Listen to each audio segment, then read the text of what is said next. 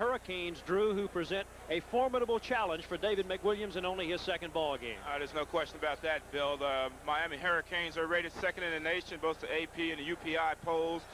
They come off a big victory last week against up in Florida against Florida, the Gators, and they got a game in 2 weeks against the OU Sooners, the #1 ranked team in the country. So we're hoping they're going to overlook our Texas Tech Raiders tonight. Last meeting between these two teams in 1941. Hurricanes won that game 6-0. In fact, there have been only 3 meetings between these two. Miami leads the series 2-1. But when the Hurricanes came to Lubbock in 1940, the Red Raiders beat them 61-14. I'm sure David McWilliams would take a repeat of that tonight. Miami won the toss, and they will receive, defending the gold, to our left. Weather conditions at kickoff, 87 degrees, partly cloudy skies. 57% humidity, Drew, and that could work to Tech's disadvantage. Hopefully it won't. Yeah, it's very humid here, and it's been hot all day here in Florida. But the humidity is a big part, and the cool breeze is coming in off the ocean, but for the most part, the humidity will be the big factor as far as the weather's concerned. I'll look at David McWilliams, 43 years old, make that 44 years old. His counterpart, Jimmy Johnson of Miami, is 43. McWilliams was admittedly nervous in his first game last week, but his Red Raiders went out and beat Kansas State 41-7. Crowd of they'll say around 50,000 expected here at the Orange Bowl tonight as the Hurricanes play their home opener. They have won 12 consecutive regular season games, beat South Carolina 2 weeks ago 34-14, and over Florida 23-15 last week. Scott Segrist will kick off, and a young man we expect to see returning the kickoff, and I love this name, J.C. Penney, will be the deep return man for the Miami Hurricanes. So we are set to go. This is game 2 of the '86 season, as Scott Segrist, who kicked 4 field goals last week, the son of former Texas Tech baseball coach Cal Segrist, is ready to go. And let's play football here at the Orange Bowl. J.C. Penney will take it at the 3, and here he comes. Hit hard, James Mosley, and flags fly. Mosley was the first man to make contact. James Nixon joined him. Nixon had an interception last week and a penalty on the kickoff. You normally think, Drew, of a possible return violation against Miami. Well, I think we have. It's a 24-yard return by J.C. Penney, first of all. And I think we might have had a face mask. Looked like Tech player Mosley tackled the player a little high, might have got the face mask. Uh-oh. Nope. Offside. Well, I missed it all. Well, no, it's offsetting. They have a face mask against Tech. Yes, okay. They do. All right. Frank Shepard, Bob Welch, Bob Jones, Hunter Jackson, Bobby McGrath, Mike Wetzel, and Bobby Bernard. Some of these officials from the Southwest Conference and some of them from the Southern Independent Association, and with offsetting penalties, they will kick it off again. They will bring it back to the 35 and just do the play over again. Offsides against Miami, which is unusual on a kickoff. They lined up wrong. And then face mask against the Red Raiders. Notice Segrist is kicking from the 35, a new rule this year in college football, which could work to Texas Tech's advantage with guys like Tyrone Thurman, Wayne Walker, people like that returning kickoffs for them. Well, Bill, what was happening, all the kickers are so strong coming into the college ranks. They're kicking the ball in the end zone and out of the end zone, and we're getting any returns. And now they decided to move it to the 35, and now we're getting some returns. It is an exciting part of the football game. This has to be a special feeling for you. 5 Super Bowls played here. You played in 2 of them. I certainly did, and we lost both of them, and I'm really pumped up. Coach McWilliams needs me. Just call me. Hopefully, Drew will bring the Red Raiders good luck tonight. We're underway again. Segrist kick a little bit short. Will come down at the 15-yard line. The return, bowling his way out to the 30, is number 26, Cleveland Gary. Only a sophomore. He is a transfer from the University of Georgia, who played a season at Georgia and then decided to come to Miami of Florida. A 14-yard return for Cleveland Gary.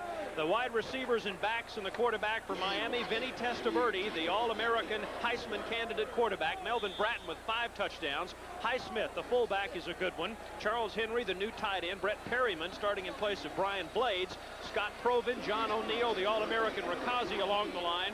And we'll set the Tech defense in a moment. Brad Hastings is starting tonight.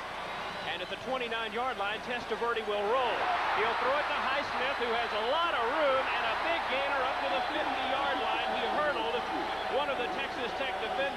Michael Johnson at about the 40-yard line. 21-yard gain, Drew. Well, Bill, what they did here is they took everybody deep in the Tech secondary, and they just swung a little swing pass to Highsmith coming out of the backfield. Worked for a big play. Highsmith had 3 catches last week in the win over Florida. 1st and 10 into Texas Tech territory already. Red Raiders showing their 4-3 defensive look. And this is Bratton for about 3 yards down to the 46-yard line. Michael Johnson, who had 11 tackles last week, 4 of them for losses, is the first man there. 2nd down and 7 to go. Boysaw, the converted tight end. Artis Jackson, the senior from Dallas. Danny Schwertner and the pass rushing specialist Calvin Riggs from Midland Lee. Brad Hastings, his first start of the season, first live action since last year. He missed the spring also with knee problems. Mitchell, Everett Jones, and Merv Skurlark making his first start. He's had all sorts of injury problems also. Testaverde on the screen pass. Highsmith wide open. Big yardage again, and he gets all the way to the 20-yard line. Completely fooled there, the Red Raiders. Roland Mitchell finally brought him down, but Texas Tech having to survive a thrust here in the early going. This time Miami catches Tech in a blitz. You see Hastings coming on the inside, but Testaverde, he spots his man, Highsmith, on the flank. The receivers are running the DBs deep, and Highsmith's taking it up. Nobody's reacting. Number 5, Melvin Bratton, with a very nice block there. The Red Raiders have Boyd Cowan into the ball game. Returned that interception 83 yards last week. Another first down. Second one of this drive at the Tech 20. Highsmith, a busy young man tonight, and he doesn't get much. Guess who's in the middle of that pile? Brad Hastings, who's matched up against Greg Rakazi, an All-American center for the University of Miami. Well, that time Brad Hastings showed why he is one of the top linebackers in the country this year, and he can stop that run with the best of them. Here's a 2nd and 9. This, Drew, is the first 2nd and long Miami has faced so far in this drive. Well, they like these type of situations because they have to throw the ball when they got a quarterback like Testaverde. They like to put it up. Bottom of your screen is Michael Irvin. Split backs behind Testaverde. Good protection, and he goes to Charles Henry. Touchdown, Miami.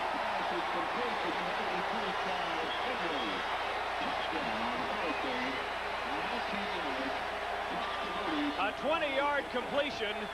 Testaverde to Charles Henry. Drew?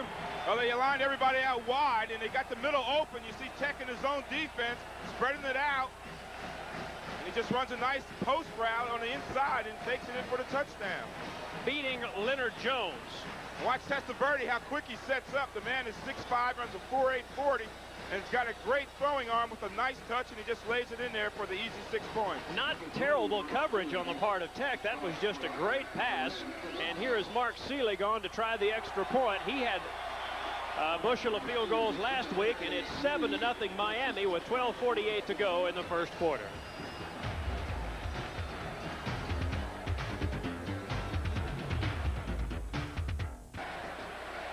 That was a 5-play, 71-yard drive, used 1:57, and Alonzo Highsmith, those 2 passes out of the backfield were very key. Well, it's key because they caught the Texas Tech Red Raiders in a blitzing situation.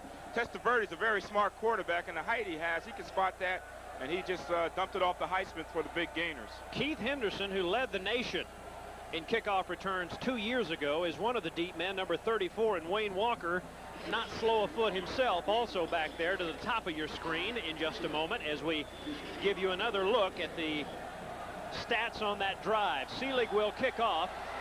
This one not very deep. Walker will take it on the run at the 12. Not much available for him as the Hurricanes down him at about the 26-yard line. Bubba McDowell of Miami there to bring him down. So here's Tech on offense for the first time tonight. Billy Joe Tolliver, the motorcycle riding sophomore quarterback there, along with Urban Ferris and Clifton Winston. Kevin Sprinkles, a true freshman tight end. The flex in, Tim Tannehill, a converted quarterback, and Wayne Walker. Along the offensive line, Chris Tanner, the All-Southwest Conference center, has his hands full this evening with that Miami front line, as do all of his buddies up front. George Myra Jr. is not starting in the middle tonight. We'll talk about that in a moment. First pass to Tannehill, a bit long from Tolliver to Tannehill, who caught 8 passes last week, but a little bit too long for him that time. Tolbert Bain on the coverage. Well, they're going to come out throwing. Aaron McMail is right in tune. They're going to come out throwing the football. These guys, these front linemen, Dan Stubbs, Derwin Jones, Jerome Brown, an All-American, weighs 285 pounds. Bill Hawkins, they have 13 sacks in 2 weeks. Winston Moss, the key linebacker there, and 4 fine defensive backs under the direction of the former Texas Tech secondary coach, Carlos Maynard. Here's Tolliver to Travis Price, and he's near first down yardage at about the 36-yard line. Bain on the stop again. They've thrown at him twice so far. And Travis Price is another converted quarterback. So these two guys, the flex ends, as we take a look at the replay. Excuse me, Bill. It's almost the same play they opened the game with, and it was open early. They just couldn't make the connection. This time they make the connection to Travis Price. Travis Price and Tannehill will be sending in the plays from the bench. Well, this is second down, and, well, it could be a first down, but they're going to measure. It'll most likely be a second down and short. Third down and short, check that. And so the measurement here early on is the Red Raiders get the first down. I thought he might have, I was beginning to think he'd come up a little short, but the second effort is what got him the first. Good effort by Travis Price. Excellent effort, excellent catch, excellent execution on the play. It's very important that Texas establishes a good drive here in their opening series, because Miami took the opening kickoff and went right down and scored. Tech has to show that they're in this ball game also. In talking with John Mize earlier this week, the Tech offensive coordinator, he said the short passes would be the key. Control short passes, and so far the Red Raiders are using that. And here's Tannehill again. Tannehill for about 6. Now, if they can do that all night long, they'll be back in this ball game. Well, that was a pass to Tannehill, the flex end, and it was a half sprint rollout type setup for Tolliver, and he just hit Tannehill on the play. That play is there, and he'll take it as long as it's there. Kelly Robinson of the Sports Information Office at Texas Tech, our spotter tonight, tells me that Irvin Ferris had a good block on that play. Tolliver 19 of 40 with a touchdown pass last week in the win over Kansas State. Here is a second down and about 5 with 3 wide receivers in the pattern. He's looking for Eddie Anderson, and that one comes up a bit short. Ferris was also in the pattern. I'm not sure who he was going to. It was way off the mark, almost intercepted. So here is a third down and 5, and a key play, if there can be one this early in a ball game, because Texas Tech needing to continue this drive and try to get some points here after being stunned early. Yeah, it's a good situation on 3rd and 5. You can come with a draw play, or you can hit that short out, or you can throw it deep. So there's a lot of options here for Texas Tech. Okay, they have wide receivers in the pattern, 4 of them spread out across the field, including Tyrone Thurman, but the draw play goes to the fullback, Clifton Winston, who had 2 carries for only 6 yards last week. He almost doubled that on that 1 carry. Well, Tech here at the half sprint out action. Tolliver will hand it off to Winston, and he takes it up. There's a big hole there. Great blocking by the Tech offensive line. Winston takes a pretty good lick there, but he holds on to the football. Benny Blades had to come up from his safety position, Drew, to make the stop there. And now the Red Raiders are showing some offensive ability. They had 440 yards of total offense last week after averaging only 335 a game last year, 100 yards more than their average from 85 last week alone. Tolliver, good protection. Open was Tannehill, make that Travis Price, and the ball just overthrown. A tough one there, because Price was open for a moment. Tolliver just missed him by not a great deal there. Well, Bill, that time they took Price a little deeper. They ran him short in the first 2 offensive plays, and this time they took him a little deeper on a corner route, but Tolliver was just a little long with the throw. 59 yards rushing by Florida last week against Miami. So the running game, as we face 2nd and 10 here, is not, so far has not been successful. But here's Ferris making a mockery of that statement with an 11-yard gain over the right side. Good blocking out there by, among others, David Stickles. Tolliver is 2 of 5. 15 yards passing, but this was all on the ground, and good blocking up front there. Well, Bill, you mentioned good blocking, but also good running by Ferris. Watch the cut back there. He sees a little daylight. He turns it on, takes it right upfield, You can see the power of Ferris on that play. The young man who sprung that one, the tackle Aubrey Richburg, who is now one of the seniors along the Tech offensive line. So good block there, and a first down 10 as Tolliver looks to the near side of the field as Travis Price gets clobbered as he goes to the ball. It was a bit wide, and a second down upcoming for the Red Raiders. Tolliver now 3, make that 2 of 6 passing early on. John Mize, the Tech offensive coordinator, on the sidelines alongside David McWilliams. That's a different coaches have different philosophies on that, Drew. Some like to be in the press box. Mize likes to be on the sidelines where he can talk directly with his quarterbacks. And here is a second down and 10 with 10:38 to play here in the first quarter at the Orange Bowl. Ball at the 37. Tolliver wants to throw again. Plenty of time. Man out there, but the interception is made by Benny Blades, number 36. Blades with 2 interceptions coming into the game. Give him another one, 3 on the season. They were trying to hit Clifton Winston, the fullback. Well, you see the replay on the end zone shot here. Tolliver on a roll to the left and going to throw back to the right. And he's just a little overthrowing on a little long on the throw, overthrowing the receiver there. That was Clifton Winston on the tackle. The intended receiver was Wayne Walker. Again, good protection out there. Excellent protection for Tolliver. They're trying to throw that ball to the inside receiver in that flex formation, but that time the Miami Hurricanes were ready for it. All right, they have an I formation facing Tech's 4-3 defensive alignment. Long count by Testaverde, and this is Mr. Melvin Bratton again. Not much there. Artis Jackson, big number 69, at the bottom of that pile. Be sure to be watching Monday at 5 when the Beverly Hillbillies move to their new time period, followed by Alice at 5:30, Too Close for Comfort at 6, and Give Me a Break at 6:30, right here on KJTV, Channel 34. We are happy to be in Miami, Florida. The Orange Bowl, site of the great New Year's Day game, home of the Miami Dolphins, site of 5 Super Bowls, and right now home to the second-ranked team in the nation facing a 2nd and 8. Testaverde in trouble, but great job of getting it out of the backfield to Melvin Bratton under pressure. James Johnson brings him down. Give Testaverde credit, Drew. He hung in there tough despite the pressure and got the ball to the right man. Nice play by Testaverde to step up in the pocket. Calvin Riggs on the outside putting a lot of pressure on him. He steps up in the pocket. That's what a quarterback's supposed to do. And there's a nice catch by Melvin Bratton showing his versatility.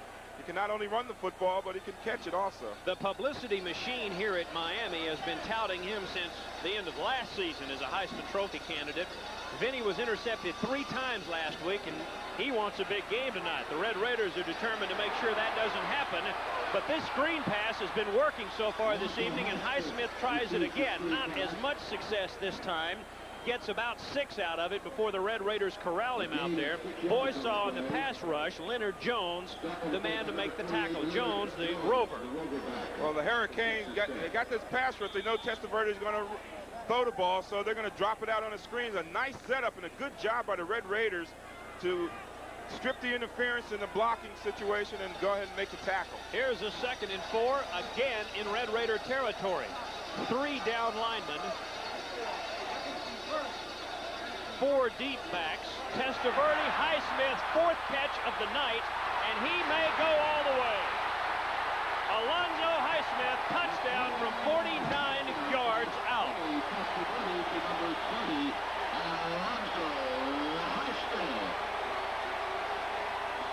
Well, Testaverde's taking advantage of his backs. He's spreading his wide receivers out wide, letting the backs roam in the middle, and there's a lot of room inside. And Alonzo Highsmith shows why he's a top back, one of the top backs in the country. Nice straight arm there, and there's the speed down the sideline. The Red Raiders can't catch him before he gets in the end zone.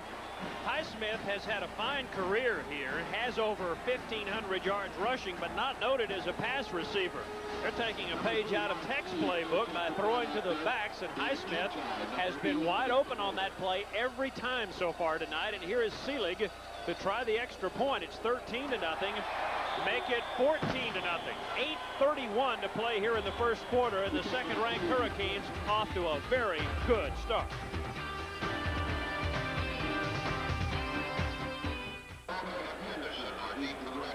Miami hasn't wasted much time. Their first drive took 1:57. This one took 1:56. 4 plays, 74 yards. 51-yard strike to Highsmith, and Drew Testaverde is perfect so far tonight passing. Yeah, he's 6 for 6 with 130 yards and 2 TDs. Highsmith has caught 4 of the passes for 105 yards and 1 of those touchdowns. Well, 14-0. Miami on top early. Home opener, so they're pumped up. And here it goes on the kickoff. This is Wayne Walker. Walker, not much available to him. Inside the 20, ball loose on the carpet, but the ground cannot cause a fumble, and the Texas Tech Red Raiders get to keep the ball and set up offenses. George Myra Jr. down there to make the stop for the Miami Hurricanes. Myra not starting tonight as a middle linebacker. Bernard Clark, number 57, a freshman from Tampa. They have given no reason as to why Myra is not starting, although the Hurricanes have had all sorts of disciplinary problems over the last month or so. A couple of players accused of one player accused of shoplifting, one accused of assault. Myra was. That charge was dropped, but he's not playing tonight. And Tannehill on first down, just out of his reach. Winston Moss on the coverage. I think he may have tipped the ball. So Tolliver having a little bit of trouble right now getting this ball between the linebackers and the secondary. Well, Bill, they've been running that same play. I believe it's the 5th time they ran that play. They're trying to go to that flex end on the inside, and he's there, but the connection is not working at this point. Well, Tolliver not off to a great start. Red Raiders did get into Miami territory a bit earlier, but Benny Blades intercepted a Tolliver pass, and that set up the touchdown. Tolliver under a heavy rush, and that one was tipped. I believe Winston Moss got a hand on it. If not, it was Dan Stubbs, who had 4 sacks last week against Florida. It was Stubbs. That's a pretty formidable defensive line to face. 6'4" Stubbs, followed by 6'3" Winston Moss, an All-American. Well, Stubbs is a heck of a pass rusher. See him, he gets his hands up, and he just gets a piece of the ball, and that's what our defensive end is supposed to do. When he gets that bead on the quarterback, throw those hands up and make that throw tougher for the quarterback. Billy Joe Tolliver, 2 of 9 so far, 15 yards. Was a slow starter last week. Perhaps he can turn it around.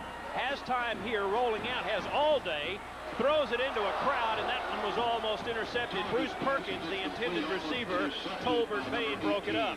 Perkins has 8 career catches in Tech, 3 of them for touchdowns, but not that time.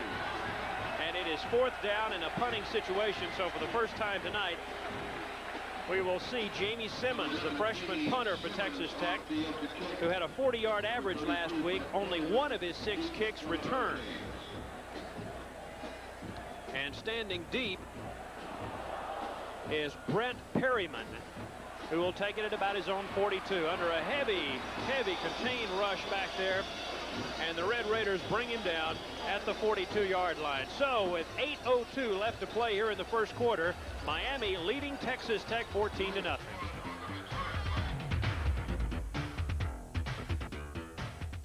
Well, the Miami Hurricanes have had good success against Southwest Conference teams over the years. 1973, that man, David McWilliams, came here to Miami as a defensive assistant for the Texas Longhorns, who were ranked #1 in the nation at that time, and they were upset.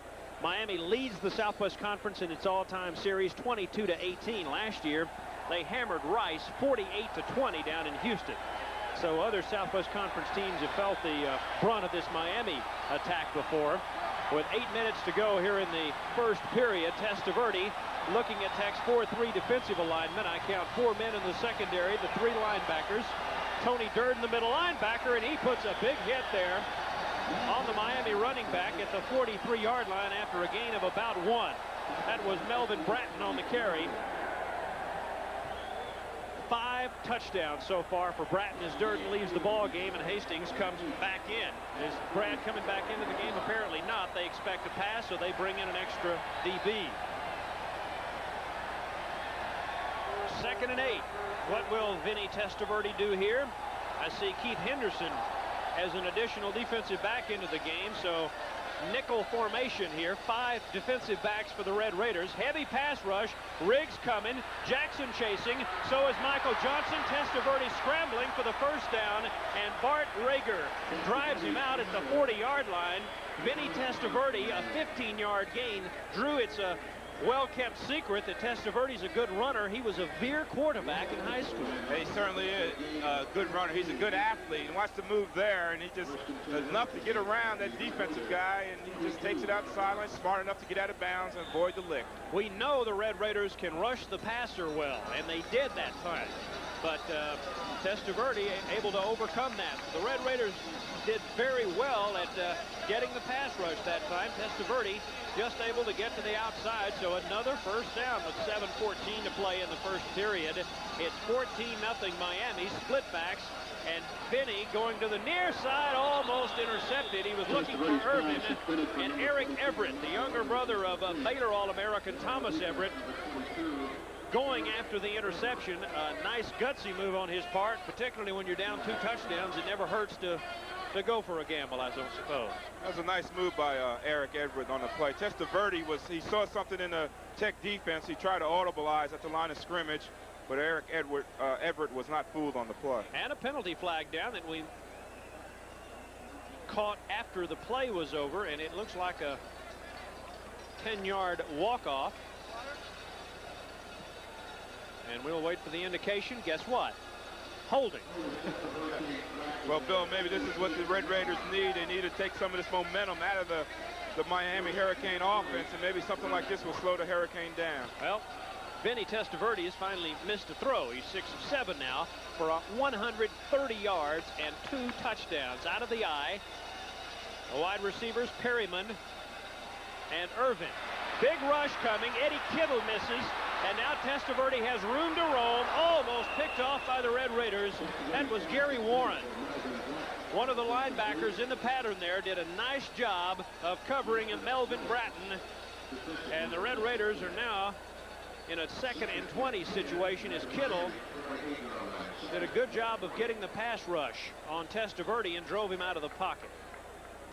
Well, the Red Raiders are getting a nice pass rush from the outside, but they're not getting any help from their inside people, and Testaverde is just stepping up in the pocket and getting that time he needs to throw downfield. Here we go, 14-0. See what the Red Raiders can do. Trailing by 2 touchdowns, 2nd and 20 after accepting that holding penalty a moment ago. Split formation to the near side. Irvin is at the bottom of your screen in a slot. Red Raiders fake the blitz briefly and drop it off as Testaverde looks for Melvin Bratton. Has him. Flags fly. It'll be short, close, but I think short of a first down. But a flag did appear to fly. Maybe I caught a dirty handkerchief or something going down. 17-yard gain. And right over the Tech linebackers, Melvin Bratton, who's only 5'9", down there to get that one. No flag on the play. I saw the referee throw something, but it was not one of those yellow handkerchiefs. So it's 3rd down and short. Call it 3rd and about 3, with the Red Raiders showing a 5-man front alignment here. No backs in the formation. Testaverde wants to throw. Blitz coming from Boysaw. Big hit, but maybe enough for a first down. The completion by Miami to Perryman, Michael Johnson, and Roland Mitchell in on the stop. They drilled him, but Perryman hung on to the football, and that'll move the sticks again. You know, Bill, every play is designed for a certain amount of yardage to pick up, and that was just a play designed to get the first down. It was 3rd and 3, and they executed it very well. Into Tech territory again. This ball is at the 30. And the Red Raiders this is a must-stop situation, I would think, right now for Texas Tech. Yeah, they have to buckle down and really dig in and try to stop this Miami Hurricane offense. Well, here comes Highsmith.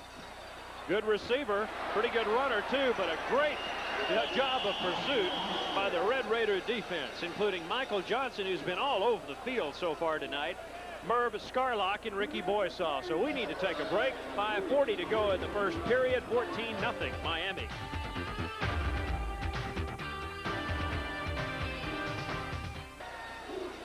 Second and 13 for the Hurricanes as they lose 3. The screen pass to Highsmith didn't work that time. Ball at the 33, and Testaverde looking to throw again. He's going deep. Has Irvin. Touchdown, Miami.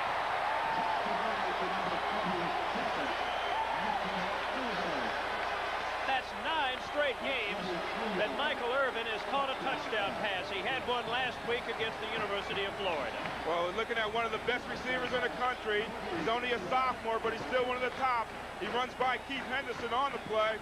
Testaverde just lays it in there. Henderson makes a nice effort to try to recover, but it's all Irvin on that play. Michael Irvin, one of the top receivers in the country, despite being a sophomore. Yeah, that's the key right there. He has excellent speed, was a freshman All-American, and on top of that, he's 6'2". So he's a definite pro prospect, I would think. So here's Seelig, who's been very busy so far tonight, coming on to make it 21-0. 21-0 in favor of the Miami Hurricanes. And Drew, that again a drive that took a little bit longer than the first two, but Miami has shown marvelous firepower despite the fact that the Red Raiders are getting a pretty good pass rush. Yeah, unfortunately for the Red Raiders, the Hurricane doing anything they want to do, and they're just moving the ball downfield, whether it's by the run or by the pass, and everything has been working for them to this point. Texas Tech Red Raiders are getting a good pass rush from the outside. Testaverde, being a smart quarterback that he is just stepping up in the pocket and finding his receivers. And he does have some excellent receivers on the flanks and at the running backs coming out of the backfield position. That drive took 8 plays, 57 yards, and this time was 2 minutes and 28 seconds for the touchdown. All right, Tyrone Thurman, one of the kickoff return men in the game now. Henderson sits, Wayne Walker, and Papa Smurf, Tyrone Thurman, is back there to return the kick. So this will be the first extensive duty that we've had a chance to watch our old buddy Thurman tonight, Drew. So let's hope that he gets a good situation here.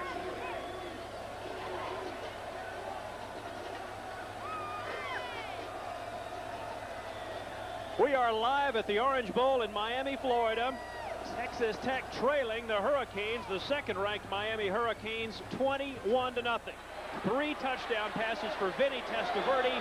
Short kickoff by Mark Seelig, and that's a look at Wayne Walker, the sophomore wide receiver from Waco, who gets the ball out to the 25-yard line where Robert Thomas brings him down. So the Red Raiders are on offense here, and let's take a look again at the Texas Tech offensive alignment is Billy Joe Tolliver, the sophomore from Boyd, who was 2 of 9 in his first 9 tries tonight. Off to a bit of a slow start. The quarterback, along with Wayne Walker, Eddie Anderson, number 1. The flex in is Travis Price. And we'll check the running backs and offensive linemen for you in a moment. First down and 10 against a 3-4 alignment for Miami. Flag down, pass out in the flat. That's Irvin Ferris, and he gets 8 yards. Don Ellis made the stop there, and we'll check the flag in a moment. Vinny Testaverde, 3 touchdown passes in there, indicating initially a split crew of officials tonight, part from the Southwest Conference and part from the Southern Independent here in the Florida area. Offsides, Miami. Take a look at the play again, Drew. Yeah, you see the defensive end there jumping offside. He's trying to get back. That's Jerome Brown. No, that's Stubbs there, excuse me. Tried to get back, but good snap count, good cadence by Billy Joe Tolliver to draw the 5-yard penalty. And obviously Tolliver takes the 5-yard penalty to save the down. So it is now 1st and 5 instead of 2nd and 2. As number 16, Tim Tannehill, checks into the ball game to bring in, shuttle the play in for the Red Raiders. Tech, 37 yards of total offense to 207 so far for the second-ranked Hurricanes. The center, as always, Chris Tanner. Aubrey Richburg, one of the tackles.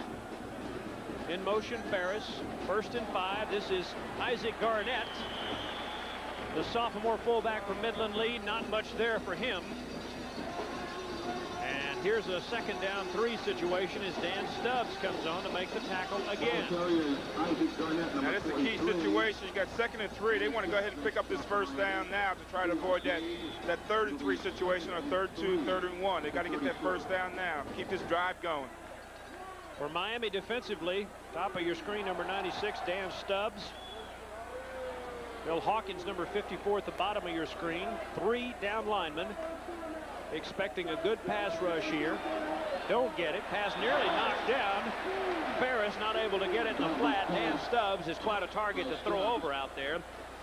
And Tolliver not able to do it. So, Drew, they face a 3rd and 3, and they have to have it if they're going to keep this drive going. Well, they certainly need it. And I would try to throw away from Stubbs over there because he presents an opposing figure when he puts his hands up and gets in the face of Billy Joe Tolliver. So let's see if they try to come to the right, to the left side this time. Again, the Tech plays shuttled in by their flex ends, Tannehill and Price. And Tolliver looking to the sideline to call his first timeout of the evening. You get 3 per half. And Billy Joe Tolliver wants to go over and talk to David McWilliams and his offensive coordinator, John Mize, also a former assistant at the University of Texas, doing an excellent job at getting this pass offense installed. Next Sunday, September 21st, it's the premiere of Stars and Stripes Cinema. The greatest war movies each Sunday at 7 right here on KJTV, Channel 34. Attempting something tonight that no other Lubbock television station has ever tried, originating a Texas Tech game on the road from the Orange Bowl in Miami, Florida. Bill Coates along with Drew Pearson. And the Red Raiders are in some trouble right now, but with plenty of time to try to get back into this ball game. How about that? They're not completely without fans. In fact, several hundred are here. That sign, by the way, provided by Phil Price Advertising in the Lubbock area. So, hello, Lubbock, from KJTV 34, Miami, Texas, it says. A lot of Red Raider fans. Again, we estimated about 1,000 here tonight. They're sitting behind the Red Raider bench. In fact, you can see the band at the bottom of your screen there. Oh, about the 25-yard line. Well, that graphic tells a lot, Drew. Look at the passing yardage, the difference in yardage so far. Well, and Tech lives and dies by the pass, and they need to get that up if they're going to be successful this evening. Here's a 3rd and 3 with 4 receivers in the formation. Actually, 3 receivers and Ferris in motion. Tolliver under a heavy rush has to flip it away to Walker, and the ball is on the ground and recovered by Wayne Walker, but a punting situation. That, I believe, was a reverse in the making that they just smelled out, and it was stopped before it ever got going. Yeah, they try to reverse in this situation. They're going to fake it, the handoff, to try to slow down the pass rush from the Hurricane, and there's lack of execution on that play. It's a tough call on 3rd and 3. A gamble.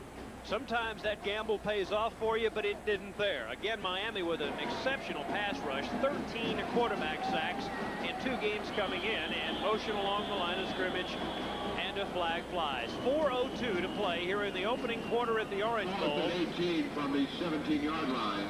Miami leading by 3 touchdowns, and Texas Tech forced to go back on defense, pending the outcome of this upcoming punt. An offsides against Miami won't be enough to give Texas Tech the first down by a long shot, but we'll give them a little bit more punting room for Jamie Simmons, a freshman from Aldine, who David McWilliams says is the first punter that they've actually recruited at Texas Tech in about 13 years. They had Maury Buford a few years ago out in Lubbock. You all will remember him, who now punts for the Chicago Bears. He was a great one, but apparently he wasn't recruited as a punter. But this kid Simmons, they think enough of him that they actually went out and sought him, and he did a good job last week. This one a bit of an end-over-end kick, and it will come to David Kintai at the 45-yard line. Red Raiders do an excellent job of getting there. Tony Durden among the players making the stop for the Red Raiders on the punt coverage. So here's Benny Testaverde to set up shop at his own 40-yard line, and there's a Red Raider down on the field, a bit slow in getting up. That's Keith Henderson.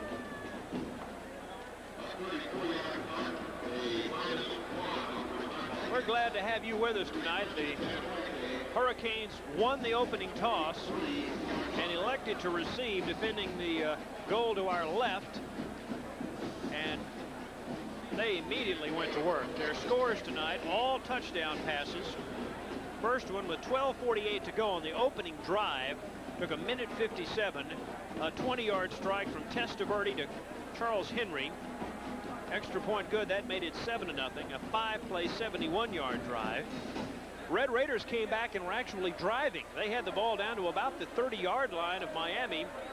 Tolliver threw an interception. It was picked off by Blades of Miami. It took him a minute 56 on that drive as Alonzo Highsmith caught a 51-yard strike from Testaverde. And then with 8:34 to go in the first period, Michael Irvin catches a Vinny Testaverde pass. He has indeed been impressive as Henderson still down on the turf here at the Orange Bowl. You got to look at the Saddle Trends, the Texas Tech support group. They always make you very welcome when you go to Lubbock. They even roll out the red carpet for the guys on the Southwest Conference press tour every year. Good to see Drew. Henderson is up and trotting over to the Tech side of the field. Apparently, maybe just winded, or perhaps he's seeing stars right now. Well, those types of things happen when you play specialty teams, and Coach McWilliams was very concerned, but Henderson's okay. Did you ever have to play on the specialty teams with the Cowboys? Only when I was a rookie. You caught punts in your rookie year, didn't you? I returned punts and kickoffs and covered kickoffs. Drew played in 2 Super Bowls here in this stadium. Caught a touchdown pass in the left side of the left end zone down there one time as the Red Raiders, James Johnson stops a Miami thrust. Testaverde out of the backfield to Darrell Oliver. First action we've seen from Oliver tonight. He's a senior. Testaverde's getting that good protection. There's a pass rush from the outside, but enough time there to get it off to Oliver. He takes it up for a gain. Brad Hastings, good sign there. Hastings all the way across the field to help make the tackle there. He's had the knee problems, but showing no ill effect so far. Lateral movement is good. Red Raiders facing another running situation here by Miami. They don't mind pounding at the tackles, although Testaverde has done a lot of throwing tonight. Warren Williams, their leading rusher last year with over 500 yards. And 10 carries for 52 so far this season. Ricky Boysaw, the converted tight end, brings him down, and that brings up a 32. Clock winding down toward the 3-minute mark here of the first quarter. Bill, I was wondering why Boysaw, this defensive end, is wearing number 88. But since he's a converted tight end, I understand that. That's right. I remember number 88. Sure. Okay. Here we go with another third down situation. A short one and some movement along the line, but you're allowed to do that if the defense gets back and they allow this play to go. Draw play, Warren Williams. Some missed tackles and a first down. There won't be any smiles from the Texas Tech coaching staff on that play because they did, to be quite honest, miss a couple of tackles there that might have prevented the first down by Williams. Well, Bill, when your passing game is going, usually the draw plays will be very effective, and that one was. Well, a bunch of first downs so far tonight for the Miami Hurricanes. We'll check first downs for you in a moment. First downs on that drive, their first of this particular drive, and the ball is at the 40-yard line with one running back, Darrell Oliver, behind Vinny Testaverde, and 3 receivers in the formation to the bottom of your screen. This is Oliver. Cuts against the grain, picking up about 4 yards. 10 Miami first downs so far to only 3 for Texas Tech, as Brad Hastings comes in to make the stop. So here's a 2nd and 6 as Miami gets a 4-yard gainer on first down. Well, this whole first quarter has been all Miami Hurricanes. The Red Raiders need to make a break for themselves. They need to create a turnover, get a quarterback sack, something to get themselves pumped up to try to deal with the second quarter and the rest of this football game. The play calling by Miami has definitely kept the Red Raiders off balance a bit here in this first period. Play action by Testaverde. Allows the rush to come to it and then dumps it out to Perryman again. Brent Perryman, who caught a 50-yarder last week against Florida that iced that game, comes up with a nice catch there and another first down. That is the 11th for Miami. There's a play action pass. That'll stop the rush from the Red Raiders, and Testaverde has the time, and he finds that Brett Perryman once again. That's remarkable. 11 first downs in the first quarter alone so far for the Hurricanes. Well, they had the ball quite a bit in this first quarter. Time of possession is all there. Moon over the Orange Bowl in Miami, Florida. Good crowd tonight, approaching 50,000. First down, Testaverde. Oliver, not much there. He runs up against a wall of white-shirted Red Raiders, including Ricky Boysaw and Artis Jackson, who former state champion wrestler, who wrestles Darrell Oliver to the ground. Testaverde's now 11 of 12, 204 yards, 3 touchdowns. Second down and a bunch. Excuse me, Bill. I like this Ricky Boysaw and also this Calvin Riggs. They're 2 defensive ends. They're not real big. Riggs is 6'2", 215. Boysaw 6'2", 225. But they're real effective. Mitchell, Everett, Skurlark. in the defensive backfield, and Riggs, the guy you're talking about, puts pressure out there, and this one almost intercepted by Leonard Jones. They were looking to the far corner to Perryman, but the guy you just spoke of, Calvin Riggs, did a good job of getting it on Testaverde that time. Well, Calvin Riggs has been in the Testaverde space all night. He's getting closer and closer. This time he puts the pressure on the outside. Oliver couldn't pick him up. Testaverde lays it out there, and watch Leonard Jones go up through this one. Go up with two hands to bring that ball in. That's the turnover that the Red Raiders need to get. That's right. They needed that. They're within field goal range, and Texas Tech can ill afford to give up any more points with 32 seconds left to go here in the first quarter. They need to stop the Hurricanes here. Miami will take a timeout.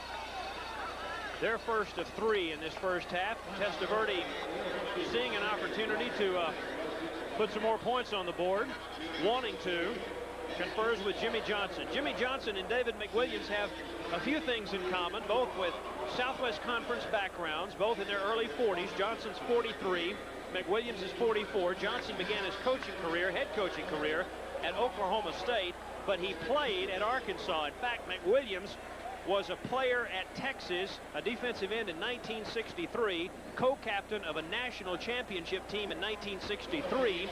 Jimmy Johnson under Frank Broyles in 1964, the very next year, as an offensive lineman, co-captained their national championship team. So that tells you a little bit about the background of these two fine coaches, and McWilliams coached Jimmy Johnson's son, Brent, who was a defensive player at the University of Texas. So needless to say, the coaching staffs of these two teams know and respect each other quite a bit. Here's a 3rd and 10 with 32 seconds left following the timeout facing Miami. 3 receivers in the formation, including the slot man, Warren Williams, just to the left of the left offensive tackle. A lot of time for Testaverde, and that one is intercepted, I believe. No. Skurlark had it for a moment, then they said no, now they say yes. I thought they had said the ball hit the ground, but Merv Skurlark comes up with a nice play, a diving interception, and that stops the Miami drive. A good job by the Red Raider defense. Well, this is what a little pressure on the quarterback will do. You rattle him a little bit, and there's that pressure from the inside.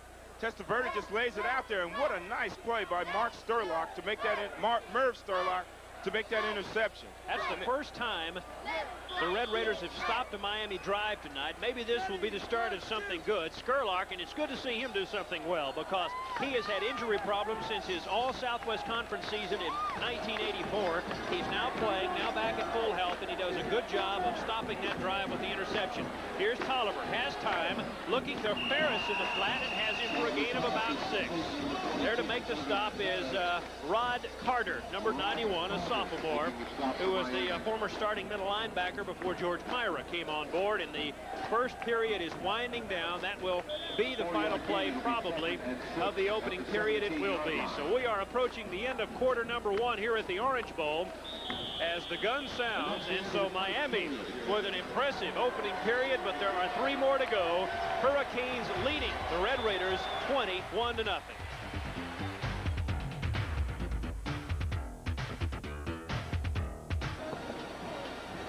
Bill Coates along with Drew Pearson at the Orange Bowl in Miami, Florida. Hurricanes were very impressive in that first period, but Texas Tech has a comeback history. Last week they came from behind after trailing at halftime against Kansas State.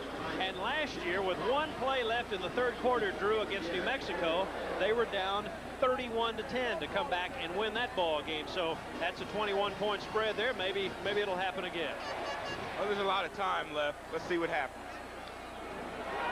Okay, here's the first play of the quarter, and a nice running play by Irvin Ferris. Let us emphasize again that in 2 ball games so far, the Miami defense has given up only 98 total yards rushing. Texas Tech has done better than that so far tonight. Not in total yardage, but they appear to be doing well on the ground, Drew. Yeah, they're running the ball really well. They're lined up in a split backfield that time and gave it to Ferris on a cross handoff, and he took it off tackle for a big gain. With all those passes in the first quarter, the opening period took 52 minutes. Passing football games generally take a little bit longer. Here is a 1st down and 10 as Ferris does the nice job, and now Tolliver wants to throw, looking for Irvin Ferris again. He breaks a tackle, and he's close to another 1st down. Irvin Ferris breaks the tackle of Rod Carter at about the 30, and it took Bernard Clark to bring him down. Well, Tolliver is going to drop back. It's a straight drop back this time. He's looking to the right. He lays it out. Ferris runs an out route. This is what you want your backs to do. Break that first tackle and pick up those extra yards. And a great job by Ferris, a sophomore. 5'11", 220 pounds. From Fort Worth, a former high school teammate of James Gray, Trimble Tech High School. Let's mention Timmy Smith, who really being counted on this year by the Red Raiders, but he broke his ankle earlier this week in practice, and he's not able to play this evening. May not be back for the rest of the year, but let's be more positive than that and hope that by the end of the season, Timmy will be available to play again. This is Isaac Garnett, the sophomore from Midland. A draw play close to the first down. Clark in the middle there again. And this will apparently call for a referee's measurement. They needed to gain just past the 35-yard line. Nope, no measurement. They're going to say Tech first down. Okay, here's a second first down of this drive, fifth first down of the ball game for the Red Raiders. And Drew, they've done it on the ground. A good sign because they're maybe establishing a little bit of momentum along the line of scrimmage. Well, sometimes it takes a good running game to open up that passing game. When you come out throwing the ball, and I'm sure the Hurricane knew that the Red Raiders were going to throw the football, so they're putting a lot of pressure on Tolliver. Now they're using that running game to open up the passing game. There's a heck of a lot of difference between Miami and Kansas State. Red Raiders didn't really need their running game that much last week, but they're going to need it tonight because it sets up short passes like this, as you said, Drew, and Irvin Ferris, who's been very busy on this drive, brings it out to the 41-yard line. Well, they went back to the well, the same play they used just a few plays earlier, and here goes Tolliver on a straight drop back, looking right to the right. Ferris runs the out route on the linebacker, takes it up, gets a nice gain. You know, it's a nice 2nd and 6 situation. Again, that's exactly what John Mize, the offensive coordinator, told us earlier this week when we spoke with him about tonight's game. He said we need to establish early, get the backs into the passing game, and if we can do that, then it might open up other avenues for us with the Smurfs deeper downfield. I formation, second man through, Ferris again. On 2nd and 6, he'll get 2 or 3 yards, and that'll bring up a third down and about 4. Rod Carter again in on the stop there. Mr. Ferris, very busy. That's about, let's see, that's 2 catches and 3 or 4 carries in this drive alone. Well, it looks like they need somebody to ignite them, and they're going to Irvin Ferris to light the torch for the Red Raiders. He's doing the job so far. They got a nice drive going. Let's just see if they can continue to execute and keep this drive going. Eat up some of the clock, keep the ball away from Miami's offense. 13 minutes to go. I formation now, a shotgun for Billy Joe Tolliver. And the flags fly as somebody broke too early on the 3rd and 5 out of the shotgun. One of the running backs, Ferris, I believe, took a step too soon, and so they'll call illegal motion here. Frank Shepard is the referee tonight, and he's from the Southwest Conference, and he calls illegal procedure. So that'll cost the Red Raiders 5, and that'll hurt them because that'll set up a 3rd and 10. That looked like a little Canadian football right there with about 5 guys in motion. And that's right. They're in a shotgun. There's a lot of noise in the stadium. When you're in a shotgun, it's hard to hear that quarterback's cadence there, and I think that's what confused the Red Raiders. Yeah, in the Canadian Football League, you're allowed to move toward the line of scrimmage before the move anybody. As many times as you want. Just go crazy out there, right? Well, you're not allowed to do that in American football, so the Red Raiders cost themselves 5 there, and they get a 3rd and 10 and a probable passing situation, and you can bet Miami's pass rush will back its ears here. Stubbs, Jerome Brown rushing, but good protection. Great pass and catch from Tolliver to Travis Price. The converting quarterback brought down by Vinny Blades at the 31-yard line. Oh, nice play by Billy Joe Tolliver. He rolls out to his left. It's really tough when you have to throw and set up, throw across your body in that left-hand throw, and he does a great job, and nice job by Price to hold on to the football after taking a tough lick. A 33-yard completion. Last year, Price rushed for 219 yards.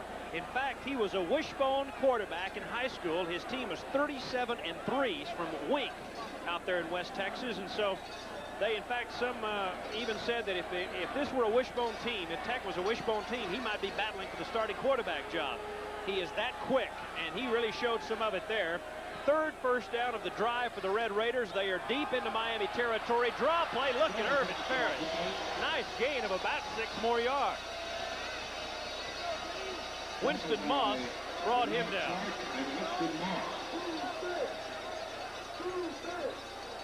2 End zone look at it, Drew. Yeah, we got the draw play there. Ferris sets up nice. Gets a nice block on the inside. He just takes it up. They got a nice drive going here. Execution has been the key in this drive.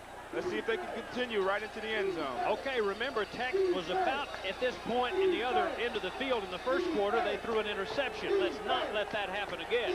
This is an excellent drive with 3 wide receivers in the pattern. Irvin Ferris, a slot back. A lot of blockers in front of Garnett, but not much there for Isaac as Dan Stubbs comes up from his defensive end spot to bring him down. They lost a couple of yards that time, make it 3rd and 4 with 11:14 to play in the period. Monday at 5 o'clock, watch Jed and Granny and the Beverly Hillbillies, followed by Alice and Too Close for Comfort. Then at 6:30, watch All Nell break loose and Give Me a Break, starting Monday on KJTV, Channel 34. Give me a break with that all Nell. I didn't write that. I didn't write that. 10:51 to play in the second period. Split backs, 3 wide receivers in the pattern, no tight end. Tolliver with good protection. Now they're running for him. He throws it into traffic. But the middle linebacker for Miami not able to hang on. Bernard Clark had it in his hands. Wayne Walker was surrounded by orange shirts down there. Yeah, that time Tolliver had the time to throw the football. I think he held it just a little too long. It looked like Papa Smurf, Tyron Thurman, was open there for a second. By the time Tolliver saw him and threw the football, the Miami defense converts on Papa Smurf. So they miss it on 3rd and 4, and here is a 43-yard field goal attempt from Scott Segrist, who was 4 for 4 last week, but none of them, his longest last week, a 28-yarder. So this is a bit longer, but he kicked a 62-yarder during the spring, and this one's up, and it's good. It loops in. Scott Segrist now 5 for 5, and the Red Raiders are on the board, trailing 21-3.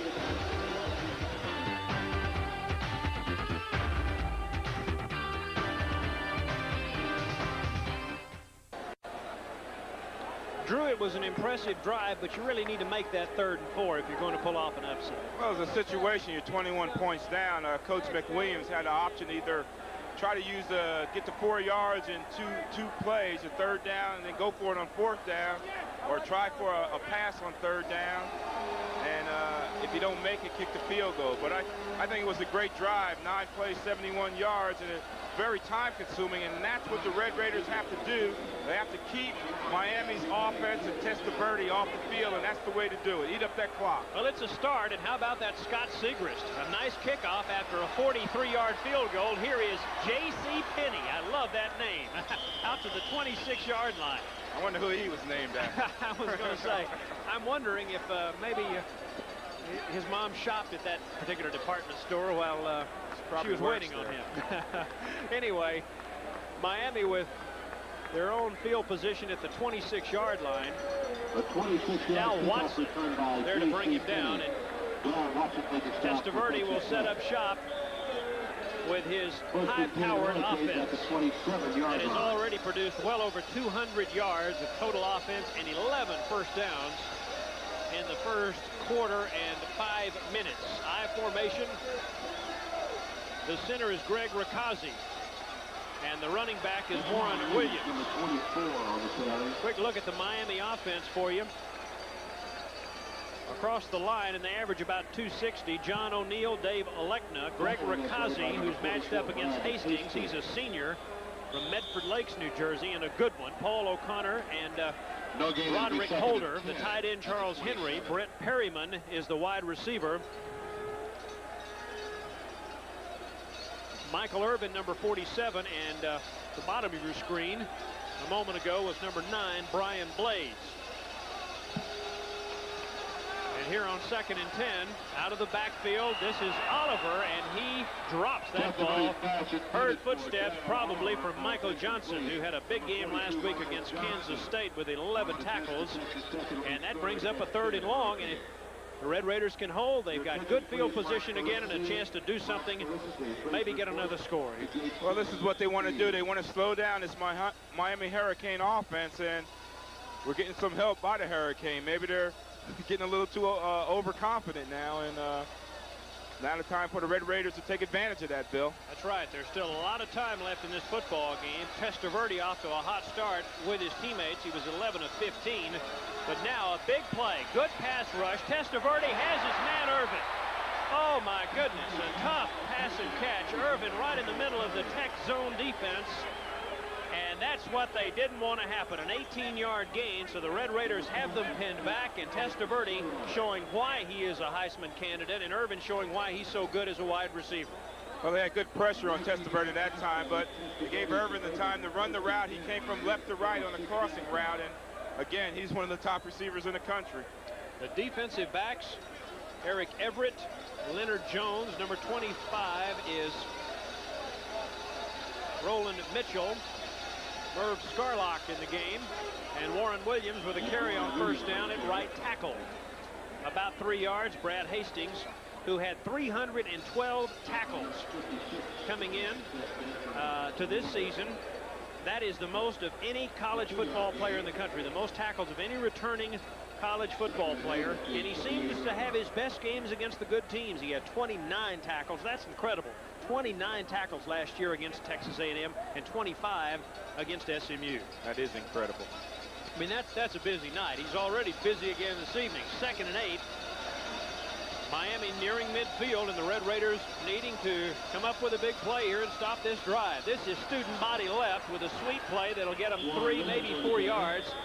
Red Raiders fight off the blocks nicely. Artis Jackson in there along with Leonard Jones, a 2-year starter. And here's a 3rd down and 3, and another chance for the Red Raiders to stop this Miami offense. Maybe the Red Raiders need to change up their defensive philosophy a little bit. Maybe throw a blitz in there, something to offset the Hurricane attack here. Eddie Kittle, number 93, is into the ball game. At the bottom of your screen is a defensive end. He had a good pass rush early in the ball game on Testaverde. 97 is Danny Schwertner. Artis Jackson, and coming from the far outside. The pass rush not there is the completion for another first down goes to Miami's Alfredo Roberts. The backup tight end, and Eric Everett was there to bring him down, but penalty flags back upfield. Let's keep our fingers crossed for holding. That's indeed what it is. Bring it back.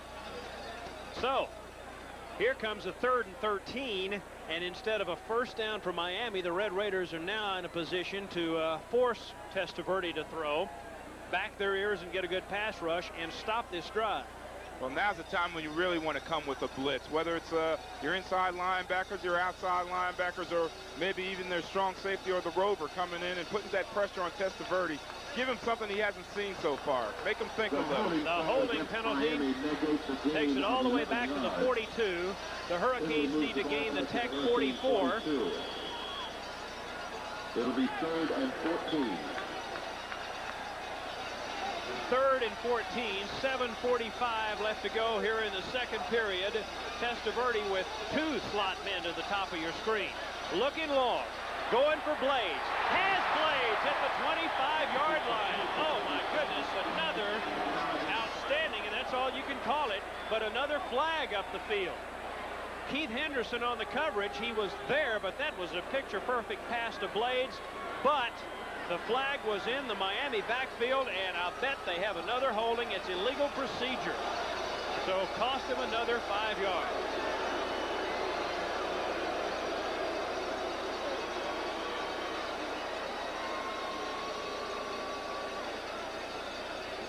Too many men on the line of scrimmage. And the Red Raiders dodge a bullet there. Illegal procedure cost the Hurricanes 5. And now it'll be 3rd down and 19. 3rd and 19. Turnover time, Bill. What do you think? I think that's about time. I mean, Hurricanes keep completing passes to their guys. Maybe they can throw one to one of the Red Raiders right now. Let's bring one in, Red Raiders. Where's Boyd Cowan when you need him? He had the 83-yard return last week, and he had to have a picture with Drew Pearson this morning at the hotel. You may be his good luck charm. Irvin, another completion. Boyd Cowan was there, but that was a picture-perfect completion 3 times in this drive. Testaverde facing 3rd and long, a 34-yard completion here 3 times, Drew, facing 3rd and long. He has hit his receiver on the dead run. He laid that one in there. Michael Irvin showing why he is one of the top in the nation, top receivers, and he caught a nice pass. They spread everybody out wide, let Michael Irvin work it to the inside. He now has 3 catches for 86 yards and 1 touchdown in this game. I don't know anything to say other than just tip your hat to Testaverde. He's got a fine arm, and the thing about it, it's so accurate. He laid that one right in there. I think I could have caught that ball. Warren Williams on 1st down gets it inside the 30. James Johnson there to bring him down. Well, Tech's character will really be tested here in that that can be demoralizing when you do such a good job of stopping a team until 3rd down rolls around, and then they beat you on a 33-yard pass play.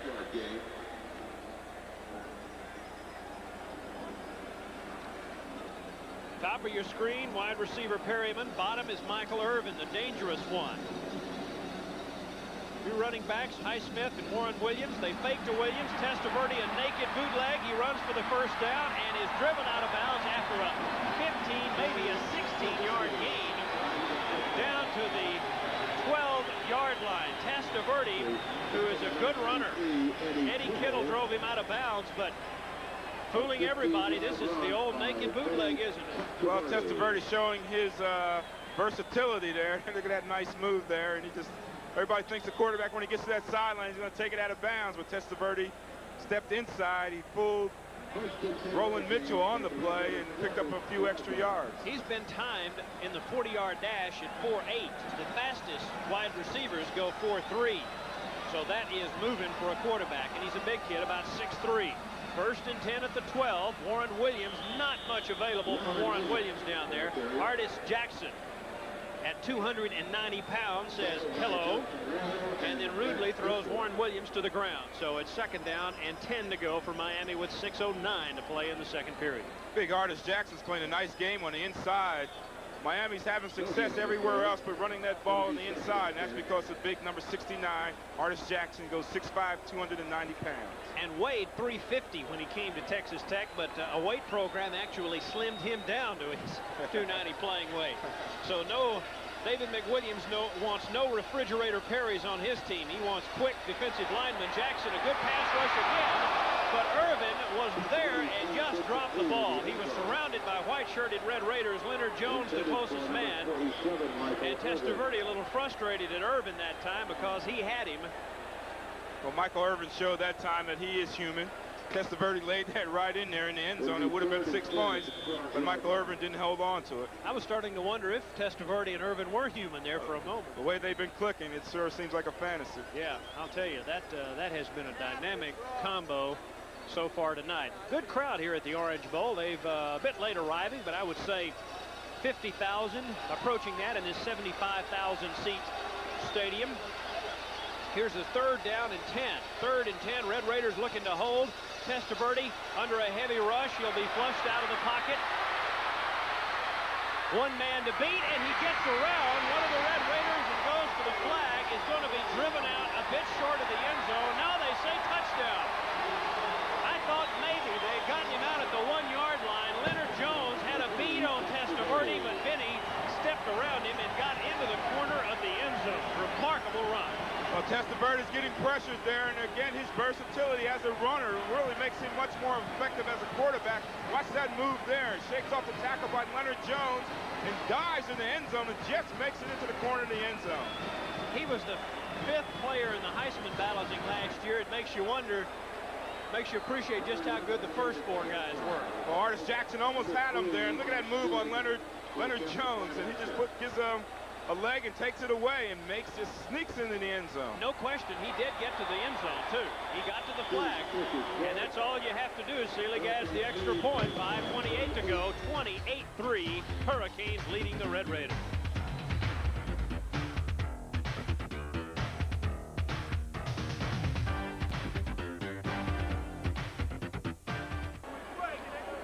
Well, they like to negotiate long scoring drives, Drew. A 12-play, 73-yard excursion, 4:59 on the clock, and how about that Testaverde touchdown run?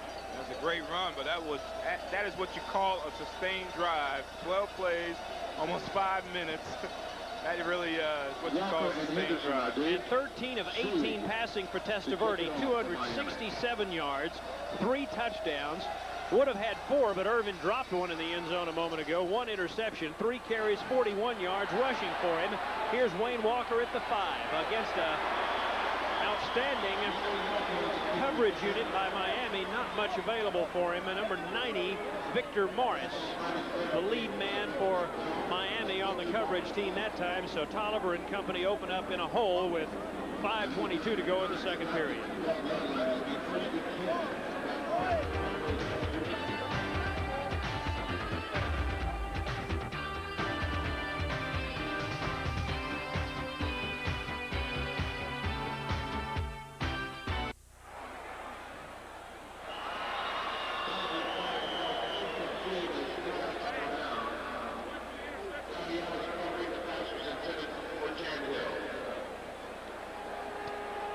Well, the Red Raiders run a first down play.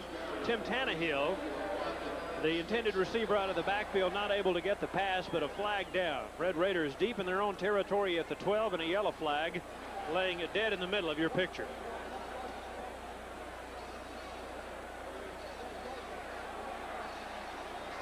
Well, the penalty against Texas Tech declined by Miami. They will take the incomplete pass and set up a second down and 10 at the 12-yard line. Wayne Walker, top of your screen, number 80.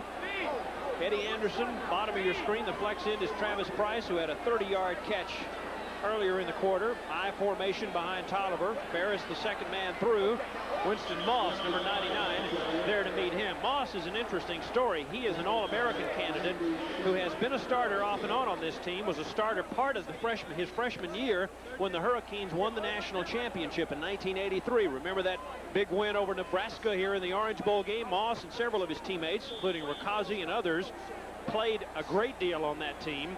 Moss had to miss the first game this year because there was some question about his eligibility. He had taken a car from a licensed sports agent. Well, they ruled that after much haggling that he could return, and he is out there right now as the Red Raiders get a nice completion out of the backfield to Isaac Garnett.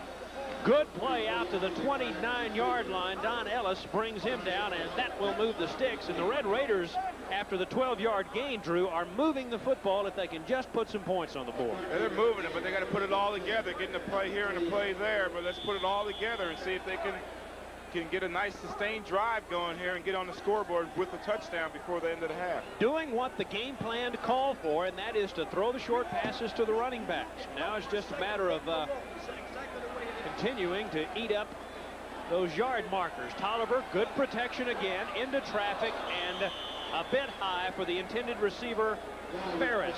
Irvin Ferris, the running back, and they just continue to use those backs. I like that game plan if they can make it work, and they have been able to move the football some tonight so far.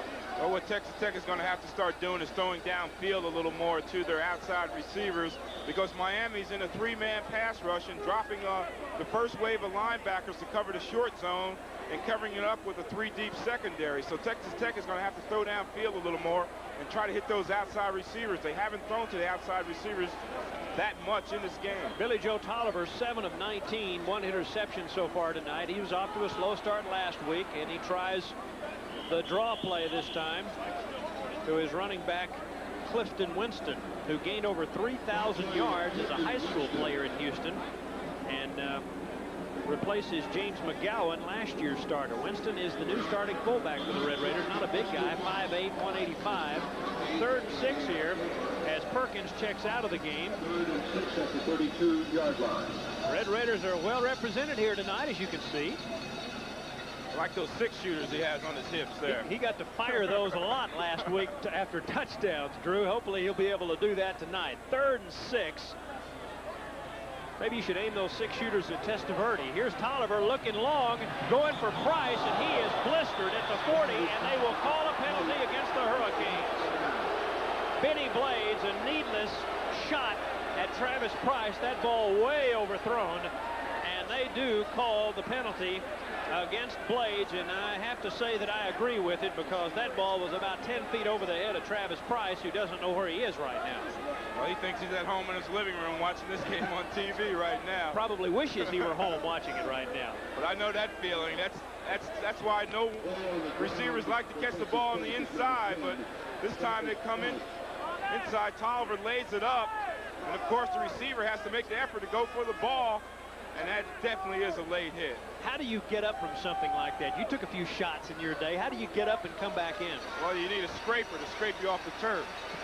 That's the best way. Do you remember your hardest hit ever? Yeah, playing against Kenny Houston with the Washington Redskins. He's a Hall of Famer now, and he hit me in a similar situation just like that. And you got up and played. Obviously, you made it. You lived. You're here tonight, right? Well, after I found out where I was and what I was supposed to be doing, got my senses back, then got back out there. Personal foul against the Hurricanes. They don't mark it as a spot of the foul call. The pass interference, which was in effect what they called there, wasn't it? The personal foul is what they call, because it was an uncatchable pass. It's a 15-yard walk-off, gives the ball to the Red Raiders at their 47-yard line. A three-man Miami rush, and Tolliver looking into the flat. There's Ferris again, not able to hang on to the ball. Had it for a moment, but not able to control it. And it's a good thing, because it would have been a fumble had he been ruled to have possession. Penalties, Texas Tech has not been penalized yet. Miami, 6 of them so far for 50 yards. But with a 28-3 lead so far, they've been able to afford that with 3:16 to go. Well, let's see what the Red Raiders are going to do with a 2nd and 10 situation. I'm sure they're going to throw the football, but I'd like to see them go to those outside receivers, the Smurfs. Let's get those guys in the action.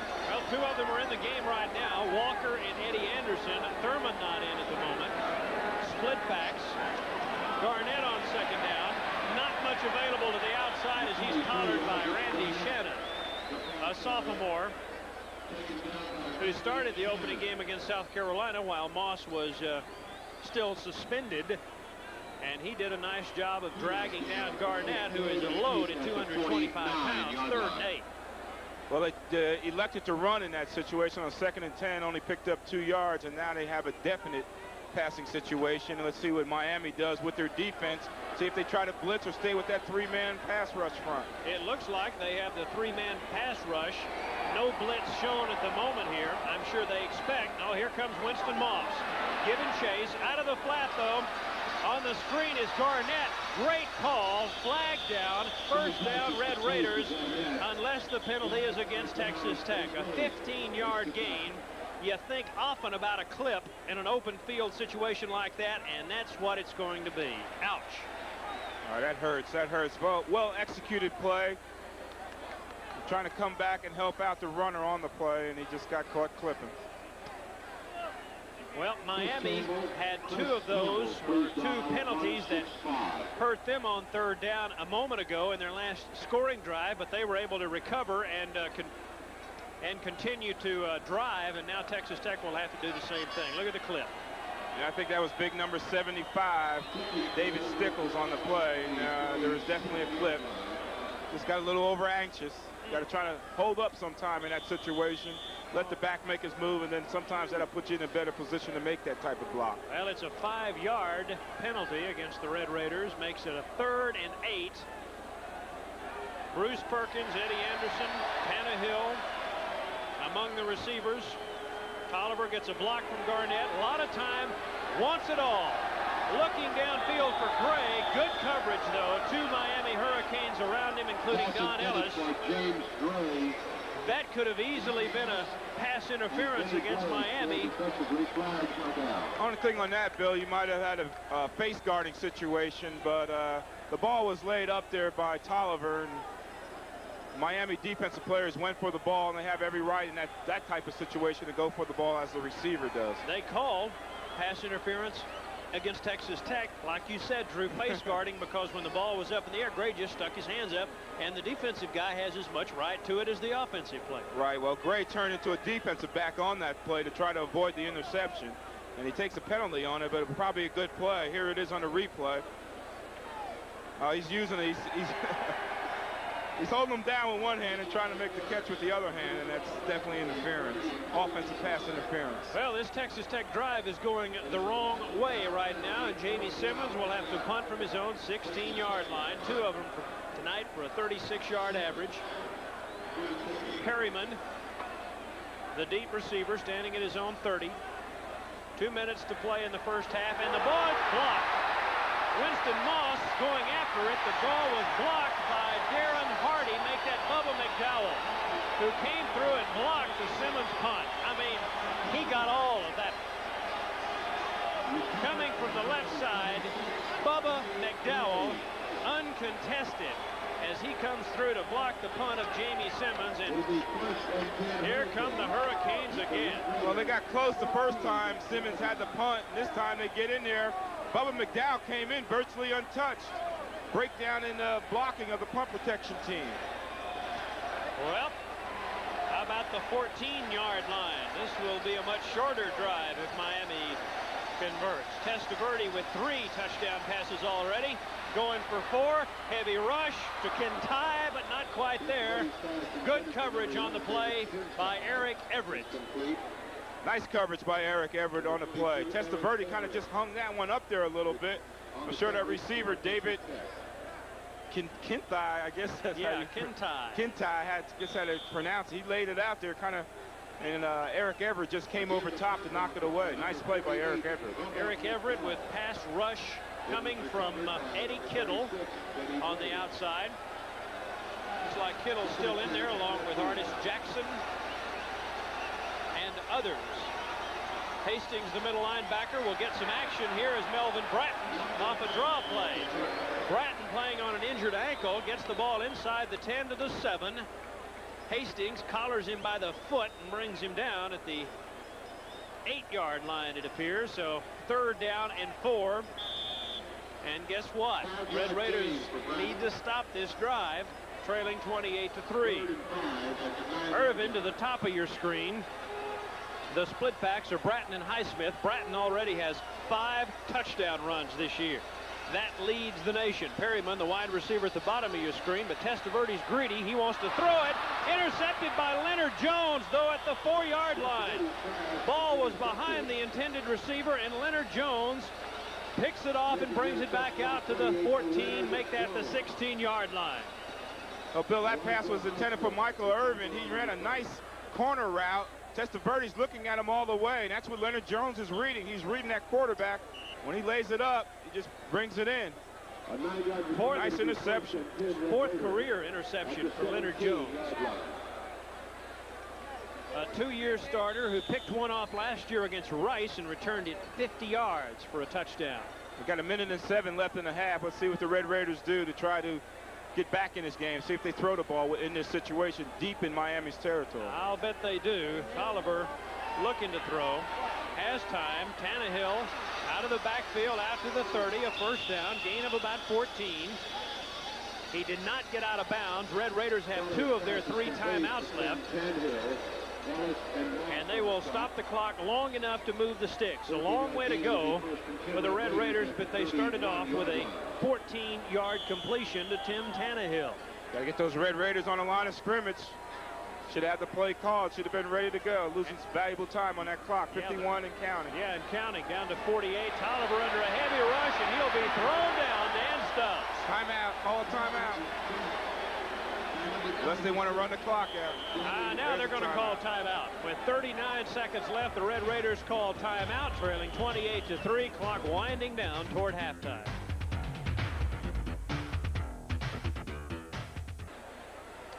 .39 seconds left to play here in the 2nd quarter. Bill Coates along with Drew Pearson at the Orange Bowl in Miami, Florida. 2nd-ranked Hurricanes, 12 straight regular season wins, leading the Red Raiders 28-3, but the Red Raiders have the ball at their own 24-yard line. 2nd down and 18. Not much time available. They complete the ball to Garnett, who is hammered. Will they call it an incomplete or a fumble? They say incomplete pass. Randy Shannon tattooed Isaac Garnett at about the time the ball arrived. And that will set up a 3rd and long. third down conversions. Red Raiders not doing so well right now. 1 of 7 in the first half. And third and 18 with 31 seconds to go. Texas Tech with one more timeout. They won't have to worry about it unless they complete the pass here. Tolliver, straight drop back, goes to Tannehill, but Shannon collars him again.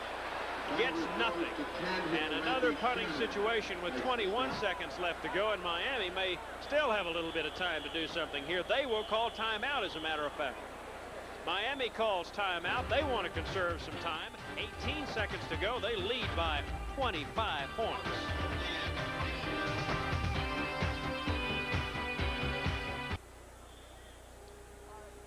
Third and a bunch. Make that fourth down in a bunch for the Red Raiders. Number 33 at their own 26-yard line, and so Jamie Simmons, who had one blocked last time he tried by Bubba McDowell, and we'll be watching number 48. You can bet the Red Raiders will be watching him as the Miami team jumps off sides. Winston Moss trying to break through. Miami not content to sit on this lead. They want to tack something on here with 18 seconds to go, so that'll give Texas Tech 5 yards to work with here and delay halftime a moment. We'll be talking at halftime with guests that include Dr. Lauro Cavazos, the president of Texas Tech, and Bob Swayze, chairman of the Texas Tech Athletic Council, Tim Chambers of the Red Raider Club, the Lubbock Red Raider Club, a fundraising organization for the athletic department. Drew and I will talk about what we've seen in the first 30 minutes of play, and we'll stick around. Simmons standing at his own 16-yard line. Here comes McDowell again. They pick him up this time, and Simmons gets the punt off to Perryman, who will call a fair catch at the 35 with 11 seconds to go. I'll tell you something, the way they have moved the ball tonight, 11 seconds is not out of the question. They've got a good field goal kicker, and Texas Tech is going to have to be a little wary here and not let anything cheap get away from them with 10 seconds to go. That's right, Bill. They have one timeout left. And when we see Testaverde come on the field and number 47, Michael Irvin, they need that big 20-yard gainer, and that might put them in good field position. Yeah, they want to avoid that 34-yard kick. Let's see. Blades, Irving, Perryman, the 3 wide receivers are in the formation. I'll bet you Vinny Testaverde throws it. He is. Good pass rush. Testaverde in some trouble, but gets it to Irving. He gets it to the 50. Will try to get out of bounds at the 45 with 2 seconds to go. That is not in field goal range for Selig. A 17-yard gain. You're watching the Hurricanes and the Texas Tech Red Raiders on KJTV Channel 34, Lubbock, Texas. Drew Pearson and Bill Coates, glad to have you with us here at the Orange Bowl. There is a Red Raider down at the 40-yard line. With 2 seconds to go, that appears to be Leonard Jones, who had a pass interception a moment ago.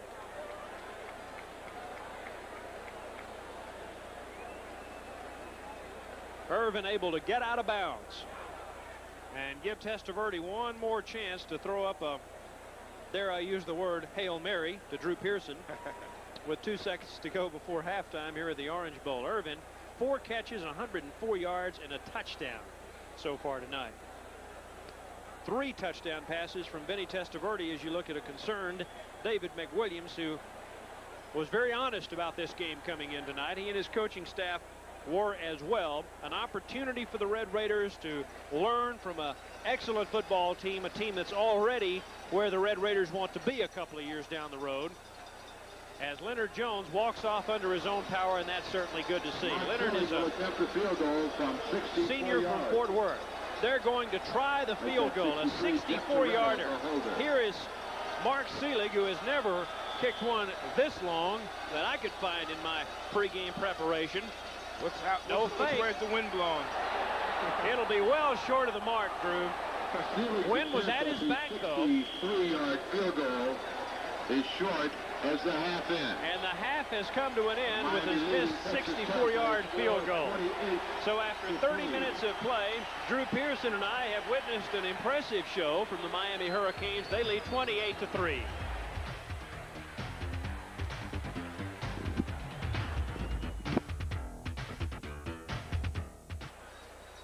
Well, it's a beautiful night for football here at the Orange Bowl, getting ready for the third period. It's been all Miami so far. They lead the Red Raiders 28-3. Bill Coates along with Drew Pearson, and let's take a look at what went on in that first half. A lot of it happened very early, Drew, and Mr. Testaverde was on target from the very beginning. Right, here's his first touchdown pass to Charles Henry. It's just an inside post route. Nice route by Henry, and Testaverde just laid it in there.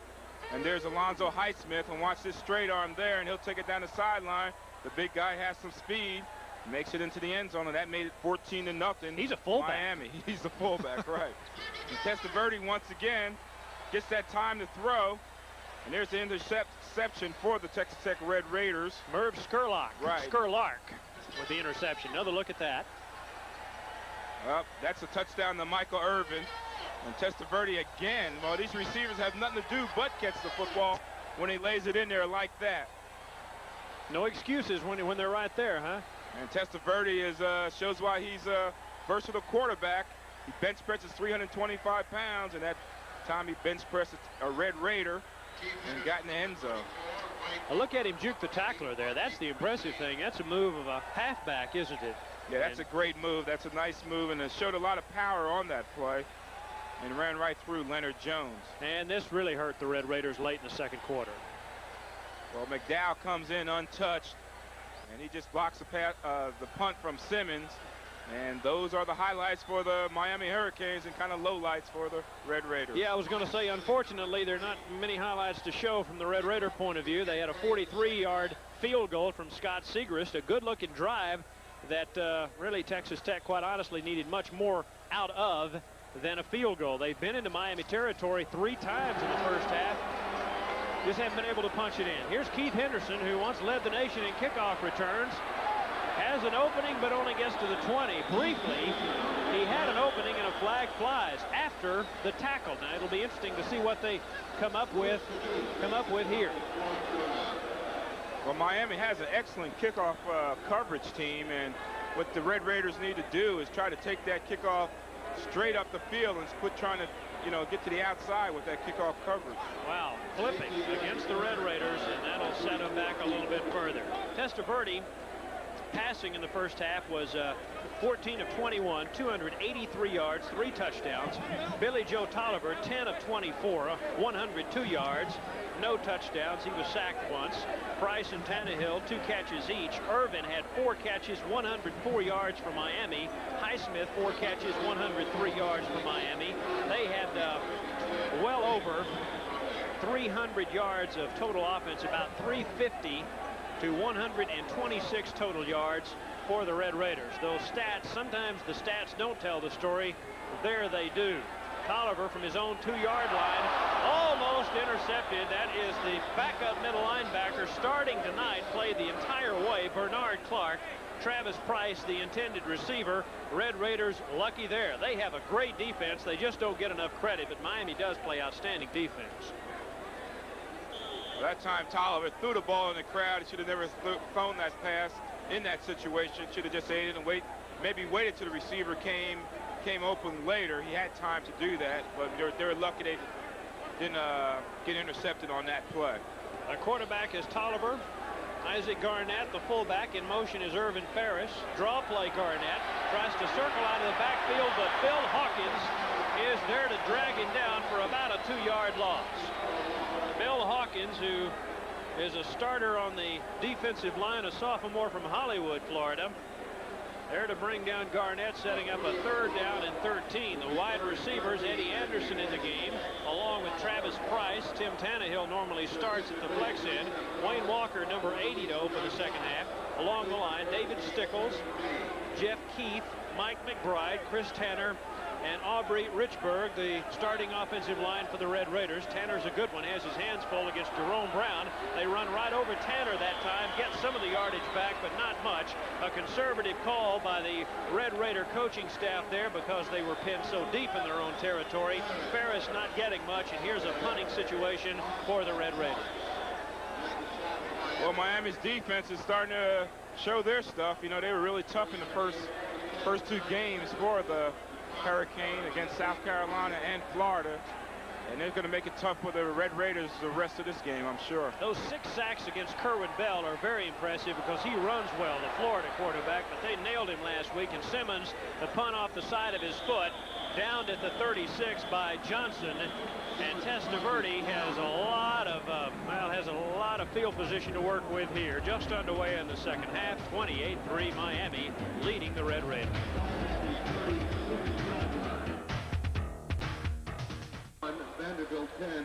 Phil Coates along with Drew Pearson reminding you that you can see this game replayed in full tomorrow night here on KJTV channel 34 starting at 7 o'clock. We had to preempt the first 35 minutes of tonight's game because of contractual obligations with the College Football Association, but we'll replay it in its entirety beginning at 7 tomorrow evening. Testaverde still the quarterback. Under pressure by Boysaw, tries the screen, and Oliver not able to hang on to it. Johnson there close. He allowed the Red Raider rush to get close, but Boysaw got a little too close. He ran him back about 25 yards there. That time we wish Oliver would have caught that one because they would have had him for a loss. Yeah, that's right. He would have had about a 5-yard loss on that play. That's not the way the screen pass is designed. Good work by the Red Raider defense there.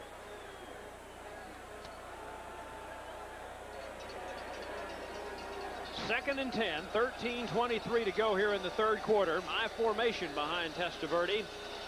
3 touchdown passes. He's scored 1 so far. Showing blitz, the Red Raiders don't. Bratton off the right tackle gets good yardage. Ball on the natural surface, but Bratton was down before the fumble. Texas Tech has not played on natural grass since 1983, I believe. The first game, 84. Of course, all the teams in the Southwest Conference have artificial surfaces. It has been that long since the Red Raiders have played on natural grass. It'll be their only game on natural grass this year, and I'm sure they're glad about that. Yeah, get out of this stuff. Although most football players seem to like it. The Jones Stadium has the artificial surface, of course, as well as everybody else in the league. Another screen pass. And Testaverde again had number 88, Ricky Boysoff, all over him back there. And he tried to hit Oliver again and again missed him. Here's 4th down and 6. And for only, and correct me if I'm wrong, for only the 3rd time tonight, the Red Raiders are having to have held defensively. And this will be the first punt of the evening by Jeff Fiegels. If he punts, now this will be a field goal. Okay. Well, I was hoping that maybe we'd get to see the punter. This is a 48-yard field goal. They're not going to try for the coffin corner. They'll use Seelig on the long field goal attempt, and that one's up, and it looks pretty good. It is. Everything working tonight for the Red Raiders. For the check that for the Hurricanes. They now lead 31-3.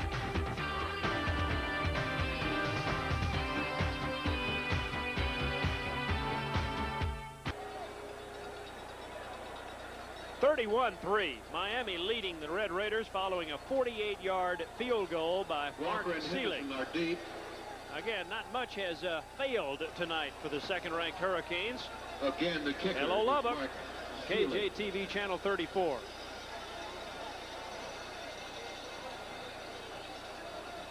And there are Miami Texas Tech fans in the stands and some mighty pretty Miami cheerleaders.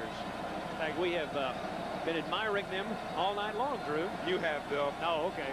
Just me. Okay, here we go with Seelig's kickoff, and this is Wayne Walker 2 yards deep. And he'll go to 1D, and the Red Raiders will have 80 yards to drive here, looking for their first touchdown of the night.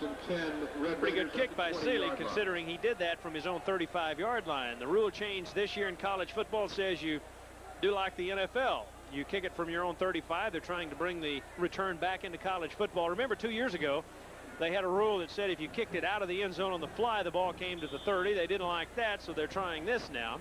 And that should work to Tech's advantage this year, as we said a little earlier, because of their fine return people. Here's Monty McGuire, new quarterback in the ball game. Monty McGuire, the senior, great arm.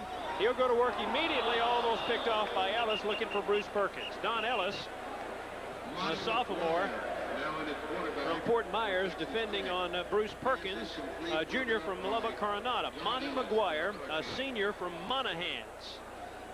pure drop-back passer who really made an impression, Drew, in the spring. Well, he was 5 for 14 against Kansas State last week for 79 yards, and they're just trying to get something going. It's just kind of like a relief pitcher coming in to spell Tolliver here. Yeah, no reason to let Billy Joe get too down on himself tonight. This is a very good football team, so let somebody else have a chance. And here's Hawkins, who is playing, believe it or not, for the second week in a row. Last week in particular against Florida, he was suffering dehydration as a result of flu he'd been battling all week, and he still hasn't gotten over it, they tell us, but he looks pretty good to me. And that's the second sack of the night. They sacked Tolliver once in the first half, and they get to Monty McGuire here. 3rd and 17. Under 12 and counting.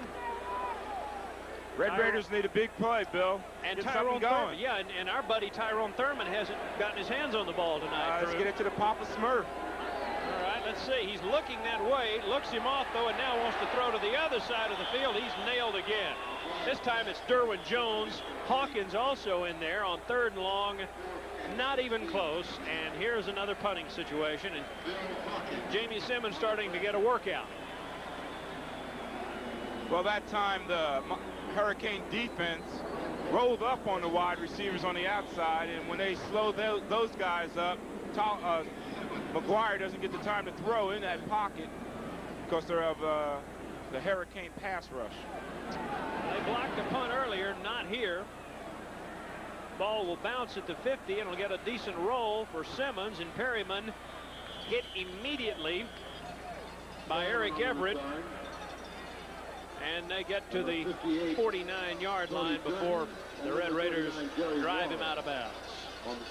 11:28 here to go in the 3rd quarter. 31-3. It was 28 at halftime, but a field goal a moment ago by Seelig has made it 31-3 in favor of the Hurricanes, who 2 weeks from today host #1 Oklahoma here. There was some concern, at least among the press here locally. They were asking Jimmy Johnson that question earlier this week. Would the Hurricanes overlook Texas Tech with Oklahoma coming up? He said maybe until we looked at the Texas Tech films. They were very impressed with the Red Raiders, and obviously Miami has not overlooked Texas Tech tonight. They have played very well. They respected the Red Raiders coming in as Melvin Bratton make that Alonzo Highsmith off left tackle, taken down by Leonard Jones. 2nd and 7 as he gains 3. So they really haven't overlooked the Red Raiders at all. It's not a matter of Tech playing that badly. I think Miami has just played a great game so far tonight. Well, they're fired up coming home. The first 2 games of the '86 season have been on the road, and this is their first opportunity to play in front of their home fans, being the #2 team in the nation. You know, they're showing why they are just that. 2nd and 7. Here's Testaverde again on the rollout. He's very good at that. Has his man Henry, who stays on his feet somehow. He was drilled at the 28-yard line by Eric Everett. I mean, hit hard, about hip high. 33-yard gain. Henry caught a touchdown pass a bit earlier in the game, and oh, he looked very impressive that time. Oh, it's a great catch. Great throw by Testaverde, going to his left, throwing back across his body, and look at his catch. He gets smacked there.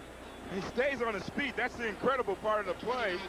He got hit, and he stayed on his feet and still held on to the football and picked up some big extra yards. 10:36 to go in the 3rd, and here come the Hurricanes knocking at the door again at the 19-yard line. Split backs. Here's Bratton. He has 5, looking for 6 touchdowns, but not much available for him that time as he's driven out of bounds over there by Gary Warren. The linebackers for the Red Raiders include Gary Warren, Michael Johnson, Brad Hastings in the middle, Eric Everett shaken up on the near side of the field. Eric Everett is down. That Melvin Bratton came around that corner and just laid a forearm on Eric Everett. Everett probably rung his bell a little bit on that play. Yeah, he's having some problems right now. Everett, a very good player. His older brother Thomas was an All-American at Baylor. Miami leading Texas Tech by 4 touchdowns in the 3rd quarter.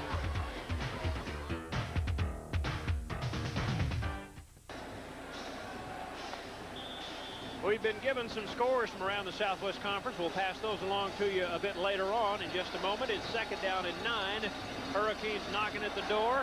Swing pass to Highsmith. He already has one touchdown. Give him another one, although there's a flag down. Highsmith from 19 yards out. I'll bet there was a clip. Or a low block, perhaps, by one of the Miami Hurricanes. We'll take another look at it. Highsmith has hands on hips. He knows what's going on out there. Melvin Bratton, the lead blocker out there. And let's see, Drew. Well, he kind of threw the block before he caught the football. That's what I think the play was, or unless it was a clip after that. But that's the same play they were using in the first quarter. Oh, no, touchdown. It's good. Well, that surprises me. I don't know what the penalty was on that play. We need a clarification on that. It sure looked like on the replay at the bottom of our screen that Boyd Cowan had been clipped down there by number 5, Melvin Bratton. Why did they throw the flag? They haven't given an indication. No, they sure haven't, have they? Well, that's interesting. And quite frankly, I'm a little bit at a loss for that one right now. Might have been an inadvertent penalty flag. Maybe so. That's the only thing I could think of. 37-3. At this point, it doesn't seem to make a whole lot of difference. And Seelig kicks that one up and over the screen behind the goal post. It's 38-3. 10-17 to go. Highsmith has his 2nd touchdown catch of the night. Here's another look at it. Testaverde drops back. He gets the pass rush. Just lofts it over all the defensive players' heads. Here's Highsmith all alone. He goes in the end zone virtually untouched. From 19 yards out. He had a 19-yard catch earlier. I make that a 51-yard catch in the first quarter. That's the 4th touchdown pass of the night for Testaverde. A 4-play, 52-yard drive. 1:11 consumed on the clock. Last week, Testaverde was 12 of 25 for 161 yards, a touchdown and 3 interceptions, way below what he normally expects. And again, he's under some pressure this year, not only to win, but he's expected to contend for the Heisman. So he certainly needed these numbers. 16 of 25, 330 yards, 4 touchdowns for Vinny Testaverde so far. That sounds like a whole day's work. Get him out the game. Let's get him out. Get the backup sometime. Well, I was going to say, now, 2 weeks ago against South Carolina, Drew, they played Testaverde in the 4th quarter of a game in South Carolina when he was leading 34-0. And Jimmy Johnson said, they asked him if why he tried to run the score up, and he said, well, I'm going to leave my guys in and allow them to get ready for the tough schedule, even if it means leaving them in for the 4th quarter. That's a little bit controversial, but he did it anyway. Well, and also they have a 2-week layoff. They don't play Oklahoma until the 27th, so probably wants to give him some game action. Well, anyway, we'll wait and see if he comes back a bit later. Here's Keith Henderson, gets it out to the 25-yard line. So Tech will set up shop at their own 24 with 10 minutes and 12 seconds to go here in the 3rd. Let's pass along some other scores for you. And the other Southwest Conference teams are doing very well tonight, but against much lesser opponents than this one. A&M is leading LSU. They're a good team and doing it in Baton Rouge, 14-0. Our last report on that game in the 2nd quarter. Second period in Waco, it was Baylor leading Louisiana Tech 21-0. Likewise, SMU over Rice 21-zip in the 2nd, and 21-0 Arkansas over Ole Miss at the half. Monty McGuire, the quarterback. Isaac Garnett off left tackle, gets 5. Advances it out to the 30-yard line. George Myra Jr. into the ball game. The normal starting middle linebacker makes the tackle again for some reason, and we were not told why.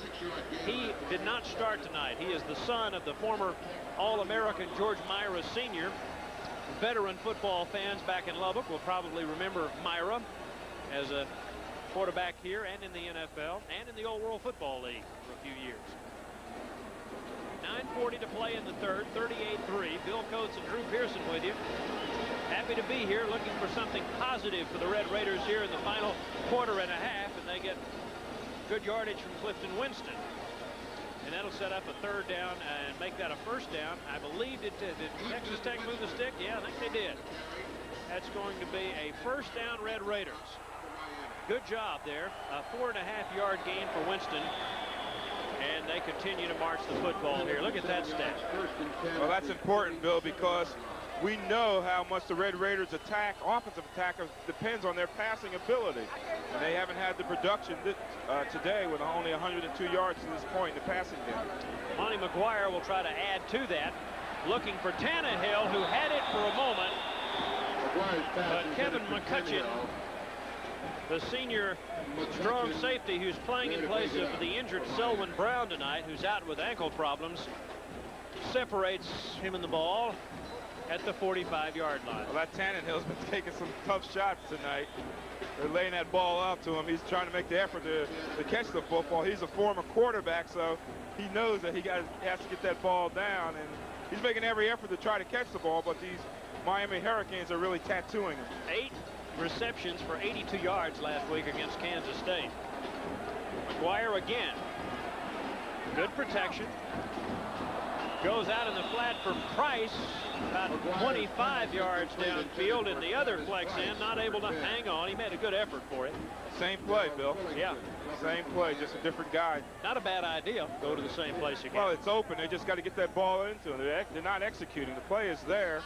They're just not executing. Looks like they're going back to the same game plan that they started out the beginning of the game with, trying to throw to the flex end. Here's 3rd and 10 for the Red Raiders. Walker, top of your screen. Eddie Anderson to the bottom. Draw play, Irvin Ferris. Miami having none of that trickery. And it's 4th down and a bunch, and here come the Red Raider punting team. Punter Jamie Simmons back into the ball game. Last week, 55 passes against Kansas State. Last year, the Red Raiders were into their 5th game before they had thrown 55 passes. That gives you some idea of how drastically their offense has changed, and it will honestly take a little while for things to get, for the kinks to get worked out. Fortunately, this one doesn't count in the conference standings. And here's another punt block from Bubba McDowell. Same guy, picked up by McCutcheon, and he may go all the way. You can advance a block punt, and McCutcheon will take it in for the touchdown. As long as the ball lands behind the line of scrimmage, you can advance a block punt. Kevin McCutcheon brings it all the way for the touchdown after Bubba McDowell blocks his 2nd punt of the night, and it's now 44-3. The Red Raiders did not make an adjustment at halftime in their punt protection team, and Bubba McDowell once again comes in untouched. You can't blame that on the punter, Simmons, man. He just does not have time to kick that football. And there's Kevin McCutcheon going in the end zone unmolested. Yeah, unmolested. Only man to beat was Simmons, and McCutcheon even had a blocker out in front of him. It was almost like they planned, they practiced that particular play. The man that gave the key block was McDowell, who blocked the punt. He's probably screaming lateral the ball to me. I want to score. Well, they missed the extra point. 44-3. The score, middle of the 3rd quarter. Will kick off. Everything that could have happened bad has happened tonight for the Red Raiders. Miami has now scored on a block punt. They have 4 touchdown passes from Testaverde, a touchdown run from Testaverde, and a block punt by Bubba McDowell, picked up by McCutcheon. Extra point missed. That's about the only thing that's gone wrong for Miami tonight. 44-3.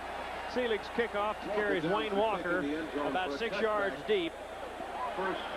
And bad field position again for the Red Raiders. They've had lousy field position most of the night. University of Miami, Texas Tech in the city of Miami. 8:16 to play, middle of the 3rd quarter. Actually, not quite middle of the 3rd here at the Orange Bowl in Miami. But better days ahead for the Red Raiders. This is only the 2nd game of the season. Next Saturday night, they have New Mexico in town. Tickets available for that game in Lubbock. Starts at 7 o'clock. Be there. This man needs your support. He has a good plan for the Red Raider program, and hopes to, in a couple of years, reverse scores like this one. And I think he can do it.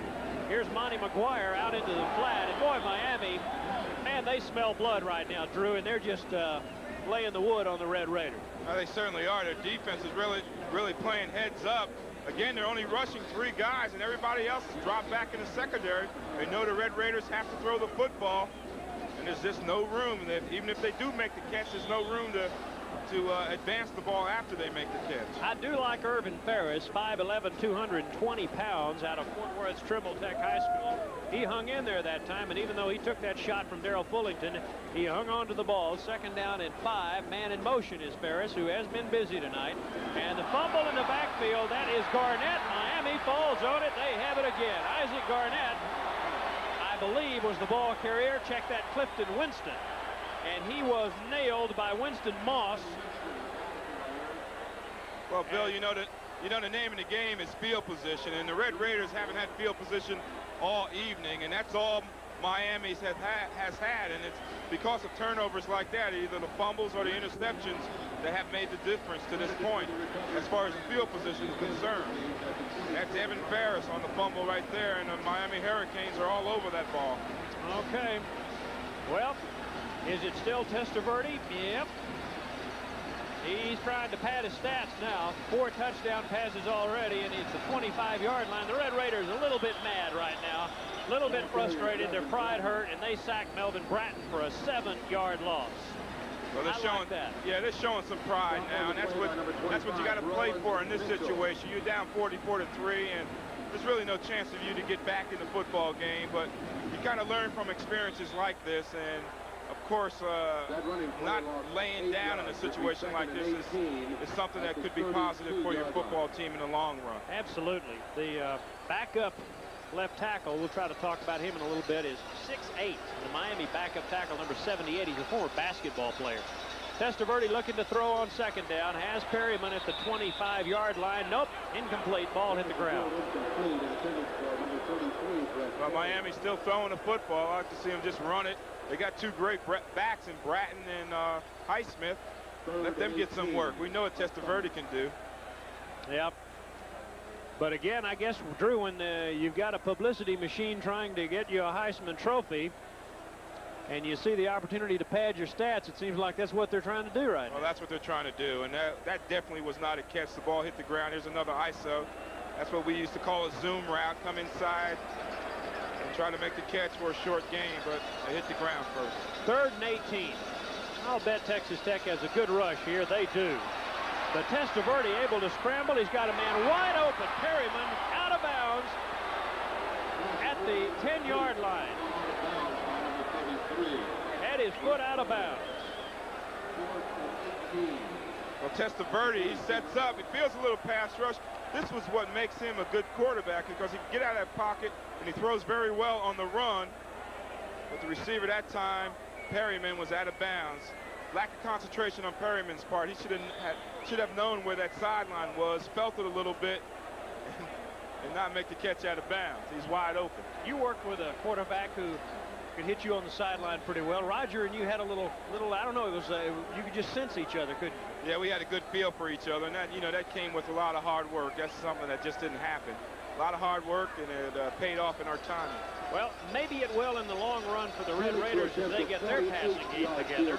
Miami misfires on their drive, and here's a field goal attempt of 39 yards from Seelig, but some jumping early on before the snap. 6:35 to go in the 3rd period. I think we had a delayed game there. I think the clock ran out to get in time to get the playoff. A 25-second clock used in college football. It's at the corner of the end zone behind the Miami players as Tech looks at it, and to the top left of your screen is Testaverde, and the offense looks at it. That was a delay of game. So they move it back and now make it a 54-yard field goal attempt here from Seelig. Low driving kick. It's not going to be there. Now they had a missed connection on from the center snap to the holder. The holder bobbled the ball, and that threw off the kicker's timing on that play. And good field position here for the Red Raiders, and now we'll get another indication. Offsides, Texas Tech. I didn't see the flag. It's way across the field. I didn't see the flag that time, and they're going to do it again. Give him another shot at it. Oh, my goodness. Well, the old saying, the old cliche, when it rains, it pours, and that's what's happening here in Miami. Yeah. The hurricane is blowing in. That's right. That's right. The hurricane has blown in, hasn't it?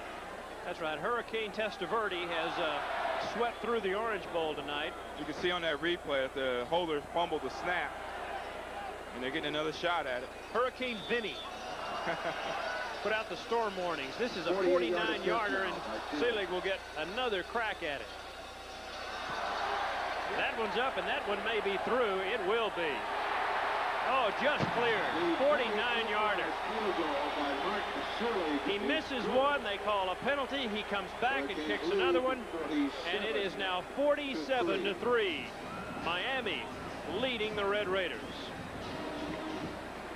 Stars and Stripes Cinema starts next Sunday, and every Sunday it runs at 7 o'clock on KJTV 34. Stars and Stripes Cinema, war movies to be seen. KJ Television, Channel 34, Lubbock, Texas. And Drew and I are delighted to be able to bring this game to you tonight, along with the help of a lot of good folks back in the Lubbock area.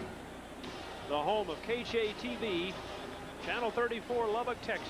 47-3. The second-ranked Hurricanes have led since the first drive of this football game. They went right down the field, Testaverde to Charles Henry, and it was off and running for that young man tonight, and that's what we've got right now, Drew. Yes, we do. And, you know, Miami came out. They wanted to prove that they deserved the #2 ranking. They're playing their first game this season at home, so they were really fired up. This crowd still is fired up. The student section over to our right from our booth here, they're still playing, yelling, and just having a good time. Yeah, a good time to be had by all if you're a Miami fan tonight. If you're a Tech fan, only to look ahead and try to accentuate the positive. One positive, again, that I've seen tonight. Pretty good pass rush on Testaverde, but he's been able to scramble out of the pocket. Irvin Ferris has looked very good tonight. Tolliver in spurts looked good in the first half. Red Raiders were able to move the ball a couple of times in the first half, but not able to punch it in. Still haven't scored. They kick it to Wayne Walker. Walker comes out. Not much room. Not much to be had on the far side of the field. Well, Bill, you're not going to get much going east and west against this Miami kickoff coverage team. You got to go north and south with it. Dave Stafer brought him down, and the flag shows clip, Drew, and we were talking about it a moment ago. Bad field position all night long, particularly in the third quarter so far for the Red Raiders. Yeah, that just adds to the woes, and you have to start inside your 10 almost on every possession, then there's really not much your offense can do. It's just a tough situation when you're backed up in a hole like that. The largest margin of defeat for the Red Raiders ever, 1949. Texas beat them 43-0. If this score stands, this will be the worst defeat in Red Raider history. And this is still the third quarter. And this is still the third quarter with 6:18 to go. Let's see if they can get something going now. They need to score. That's you would hate to see them leave the Orange Bowl tonight without a touchdown. I'd like to see something on the board from Mr. Monty McGuire, the senior from Monahans. He has wide receivers in the picture, including Tyrone Thurman, who has been shut down tonight. Throws it to Garnett coming across the middle, and Isaac gets about 8 yards before Myra drags him down. Bill, I believe, other than a couple catches by the flex ends, I believe the wide receivers as a whole have been shut out. The Smurfs have been totally shut out. We'll check that with our statistician, Paul Newman. Yeah, I only can remember one pass thrown to the outside, and that was to Walker out there, who caught a 38-yarder last week. Obviously, they had the Red Raiders well scouted. No, the wide receivers have not caught a pass tonight. They've tried it. It's been backs. It's been running backs in the flex ends. Good point. And a timeout by McGuire. Facing a 2nd and 3, he wants to go over and talk to the offensive coordinator, pinned way back at his own 14-yard line. Well, let's recap for you again some of the scoring. And Testaverde started it off with a touchdown pass to Charles Henry. Then he hit Alonzo Highsmith in the first quarter. This was all the first quarter. They had 11 first downs in the opening period. That is remarkable. Alonzo Highsmith has 2 touchdown catches. Michael Irvin has 1. Testaverde ran for 1. Mark Seelig, a 48-yard field goal. A pair of, well, let's see, he had a 48-yard field goal in the second half. He's had a pair of 40-plus field goals so far. Be sure to be watching Monday at 5 when the Beverly Hillbillies move to their new time period, followed by Alice at 5:30. Too Close for Comfort at 6, and Give Me a Break at 6:30. Right here on KJTV, Channel 34. Second down and 3 following the timeout. Tech still has 2 to go here in the second half. Winding down the third period. Long count by McGuire. This is Garnett again. And this is Garnett getting driven to the ground by Myra and his buddies.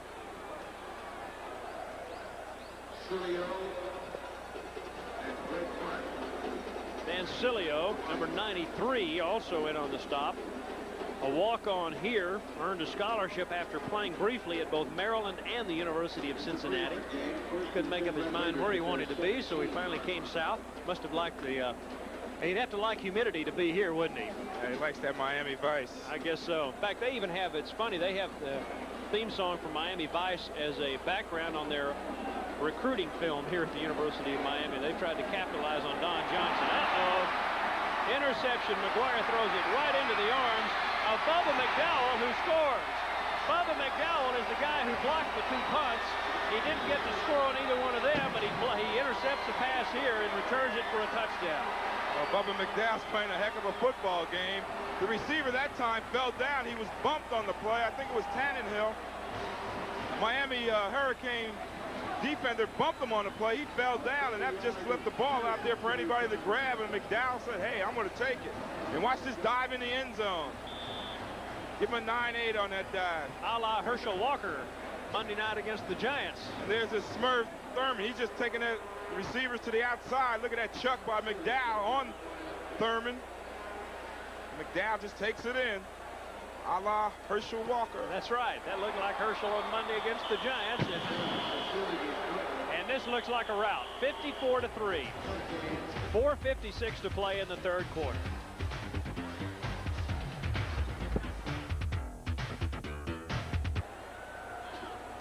Well, the only suspense left now, I suppose, is to see if Texas Tech can prevent this from being the most lopsided loss in their history. In 1949, Texas beat them by 43. This is now a 51-point ball game, and at least present those facts to you. We hate to have to, but 54-3 speaks for itself. Have to take your hat off to Miami. They look very impressive tonight. And it's back to the drawing board next week for David McWilliams, although I'm sure he'll be able to get this turned around and put the Red Raiders back on track. This one lands to Wayne Walker, about the 1-yard line. Not much available, and oh, they take him up in the air and drill him at the 22. Well, that's about the best field position they've had in about the last 5 possessions. Made the stop on special teams for Miami. Indeed. And Miami does hit. They will hit you in every phase of their game. 22-yard return. 54-3 still in the third. 4 minutes and 50 seconds left to play.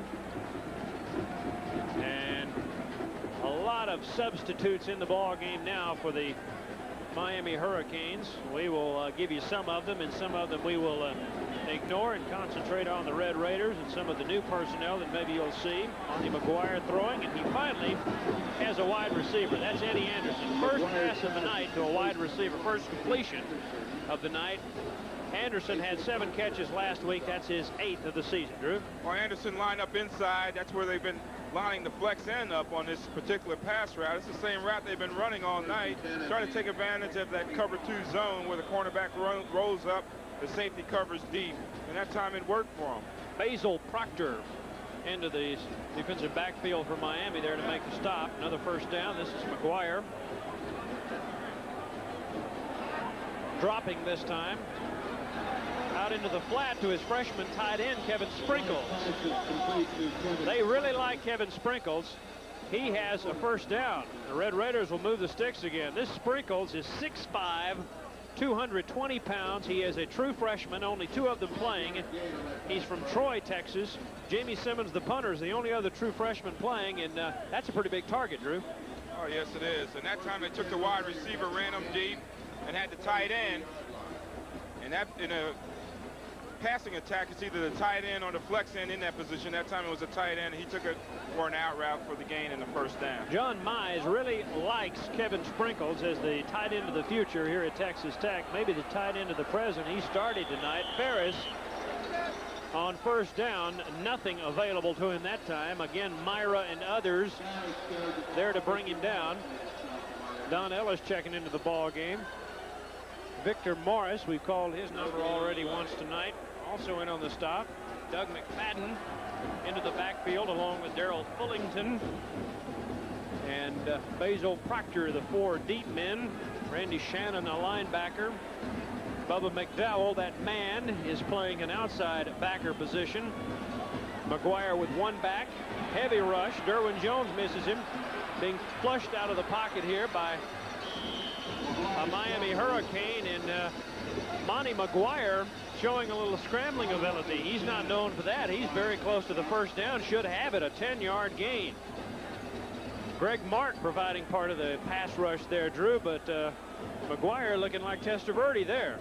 Well, he got out of there. There was no chance to even look downfield to throw the football. The pass rush was coming so quickly, and he just put it under his arm and took off with it. And it's the first time in a long time, at least in this half, that they've been in Miami's territory. Good point. Ball at the 34-yard line. Wayne Walker, Eddie Anderson, McCutcheon, this freshman, is to make that Sprinkles. The freshman is the flex end here. And this is Clifton Winston, the fullback, pounding on the left side. And Miami tough to run on. Very tough to run on. Tech has had some success on the ground tonight. We'll get the Tech rushing totals for you in just a moment, but at least more success than Florida and South Carolina had in their opening 2 games. South Carolina 39 yards rushing, and Florida only 59 yards rushing last week. Again, to put it in perspective how tough this Miami defense is, Florida is a top 20 team, and that's the only yardage they could get on the ground last week out of this Miami defense. Here they come on the blitz. Monty McGuire gets rid of it, but they were bringing people that time. James Gray, the intended receiver out there, 72 yards on the ground. Not much better, but they do have a little bit more rushing yardage. 72 yards on the ground so far tonight. Let's see, who was Gary Mahon, a defensive tackle, was coming in, and he's the guy that belted McGuire when he released the football. Here's a 3rd and 9 with 2 minutes and 11 seconds, and the clock stopped right now. Well, Phil, let's see if they can go downfield and throw to these outside guys. When they did one time. It worked. Let's see if they can go back. Travis Price is the flex end here. Eddie Anderson, Wayne Walker, James Gray in the formation, and a sack, another one. Oh. Greg Mark, number 94, in there, along with Derwin Jones. Oh, boy. Look out. 4th and a bunch. Yeah, it's a tough situation. What are they going to do? They'll probably have to go for it. Yeah, that's out of Seager's range. Well, I won't say that. He did kick a 62-yarder, but the wind's blowing in his face here, so I doubt that David McWilliams will be satisfied with a field goal try here. No, he won't. No, number 9, Scott Segrist, in this situation. They're going to go for it. Sprinkles the flex in. McGuire calling the signals. 4 down linemen, and you can bet Miami will be back in its ears for a pass rush here. McGuire wants it all over the middle to Anderson and has him. At the 15, still on his feet. Eddie Anderson, tough to bring down. He has 2 catches on this drive, and the ball at the 12, a 23-yard gain. Well, they had Anderson early on the play, but McGuire didn't have the time to throw. This time he gets the time and he hits Anderson. He just runs the in route. Nice move to the break to the outside, fake outside, break to the inside. And watch this little guy try to stay on his feet and try to get himself in the end zone. Monty McGuire, after having that pass picked off on the last drive in return for a touchdown, has shown some nice poise here to lead the Red Raiders back down the field. They have it at the 12. 2 running backs in the pattern here. Travis Price, Wayne Walker also in there. Give us to Gray. And the redshirt freshman from Fort Worth is tripped up by Victor Morris, trying to go to the outside. May have lost a half yard. Well, Bill, when you run that type of play without a tight end in there to help with your blocking scheme, it's very tough to get outside. 39 seconds. The clock thankfully winding down the third quarter here in Miami. Third what?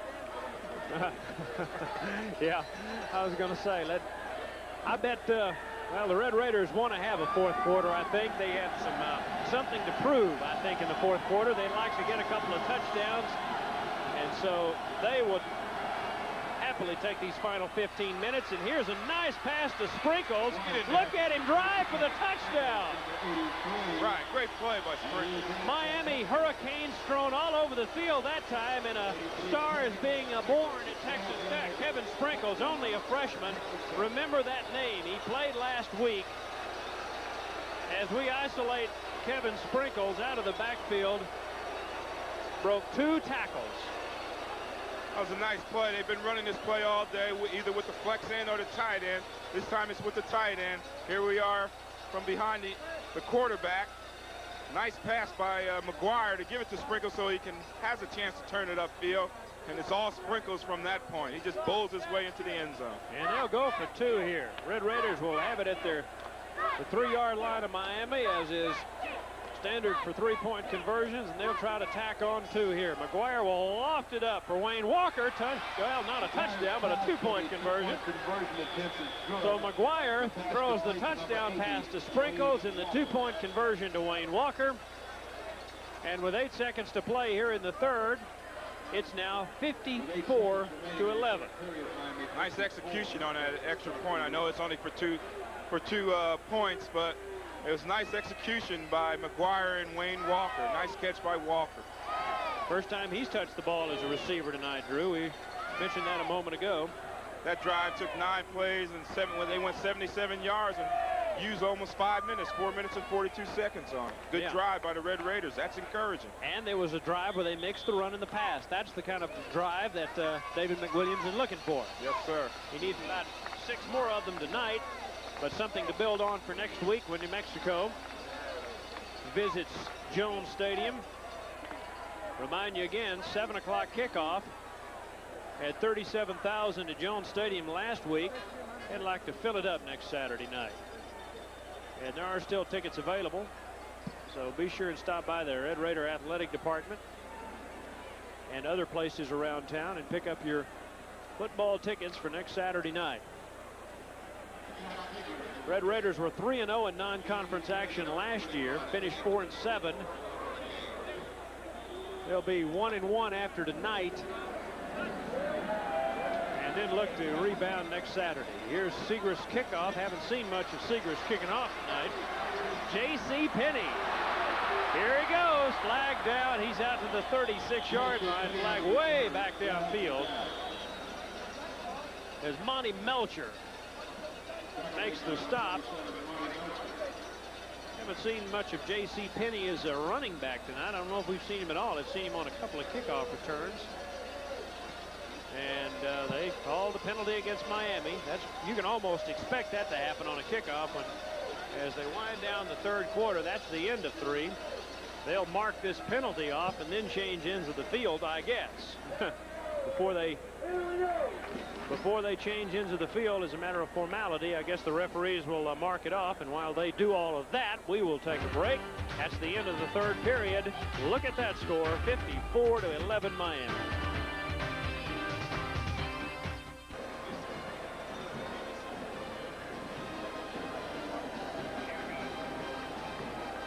Well, 54-11 in favor of Miami as Jeff Toretta comes into the ball game. So Testaverde plays 3 quarters. And here come the Hurricanes. Jeff Toretta now playing quarterback for the Hurricanes. From their own 11-yard line. Jeff Toretta transfer from Cal Berkeley, and on the first play, he may have a touchdown working here. No, they bring it down at the 50-yard line. That's Eric Ham. They're going way into the depth chart now. 36-yard gainer. Eric Ham, a fullback, a junior from Merritt Island, Florida. And Phil, that's his first carry this year. Yeah, and I don't have him on my spotter board, so I'm going to need your help here, Drew. Well, that's his first carry. Oh, my. Eric Ham. And that was a touchdown-saving tackle by the Red Raiders out there as Now they change ends. You know something? That was the final play of the third quarter. That penalty that I talked about before the break, you can't end the period on a penalty, and that was the end of the third quarter, I think.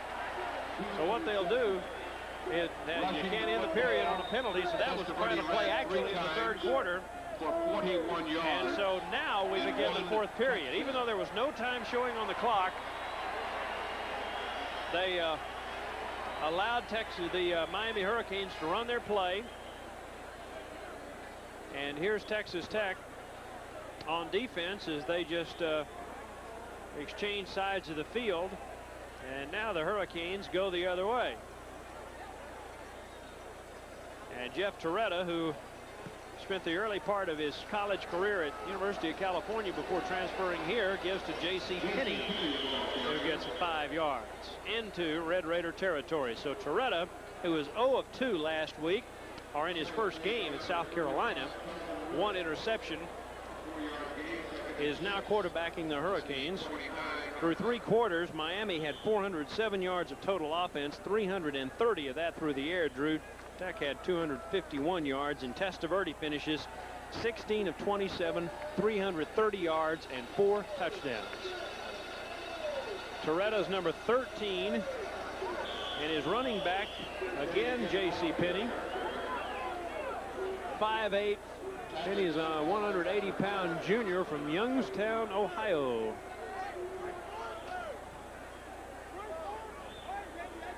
The hometown of Bernie Kosar, who quarterbacked Miami to their national championship in 1983.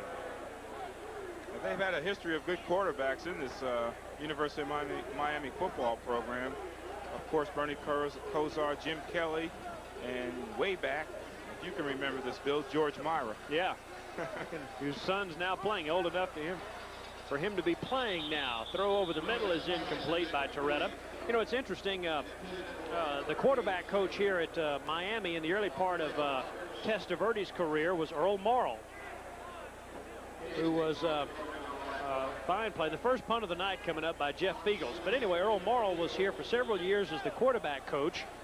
He trained Kelly, he trained Kosar, and Testaverde had a year under him before Howard Schnellenberger, the head coach, left for the USFL. So Testaverde even got some schooling from Earl Morrill. Feagles with a nice punt. He's been anxiously awaiting this opportunity. This one turns over and drops at the 8-yard line. Tyrone Thurman downing it there. Fair catch by Tyrone Thurman. 42-yard punt right there. Into the wind. Not a bad punt. Not bad at all. 13:30 to play in this final quarter, 54-11. We'll return to the Orange Bowl in a moment.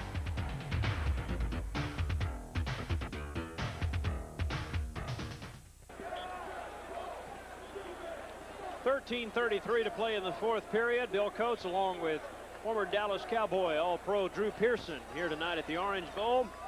Miami has been impressive. They lead 54-11, but the Red Raider defense holds, and they get the ball back. Monty McGuire, who engineered that last touchdown drive, looking for Eddie Anderson. This one, McGuire's pass intended a for bit too Eddie long Anderson. for him, and Incomplete. it's incomplete.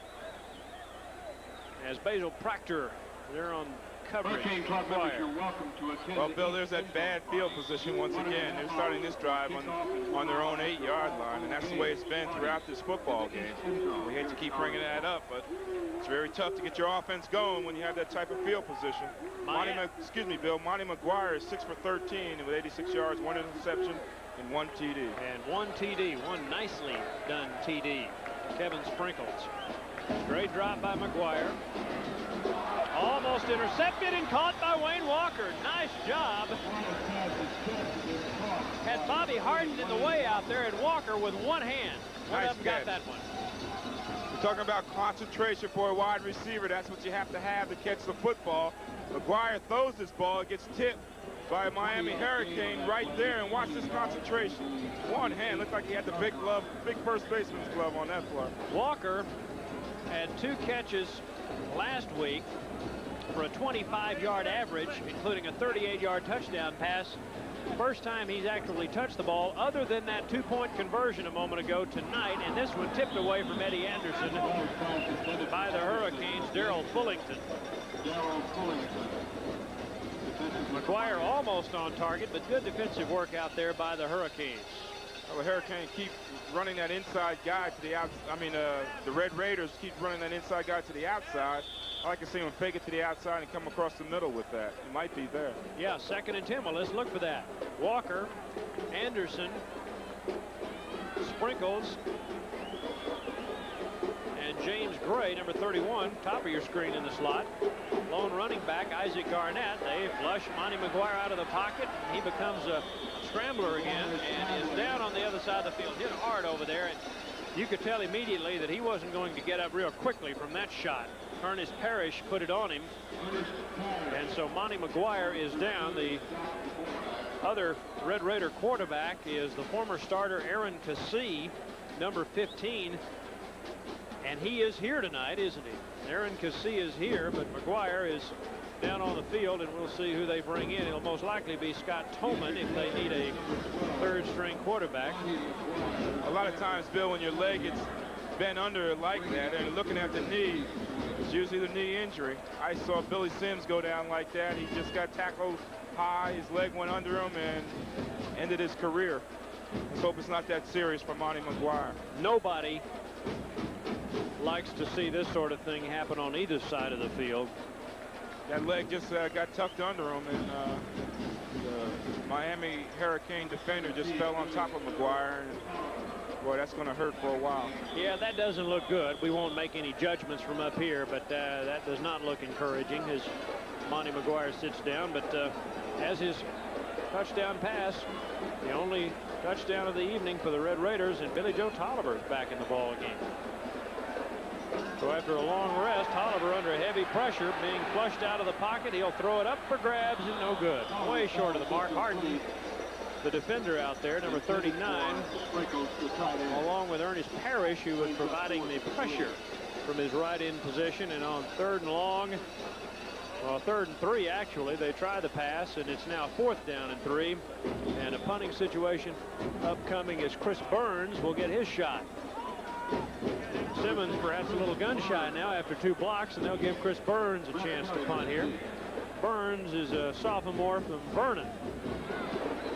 Nice kick. This one will turn over. This one will also bounce at about the 28. This will be a heck of a kick. It'll get a nice tack roll down to the 18. Red Raiders will down it there.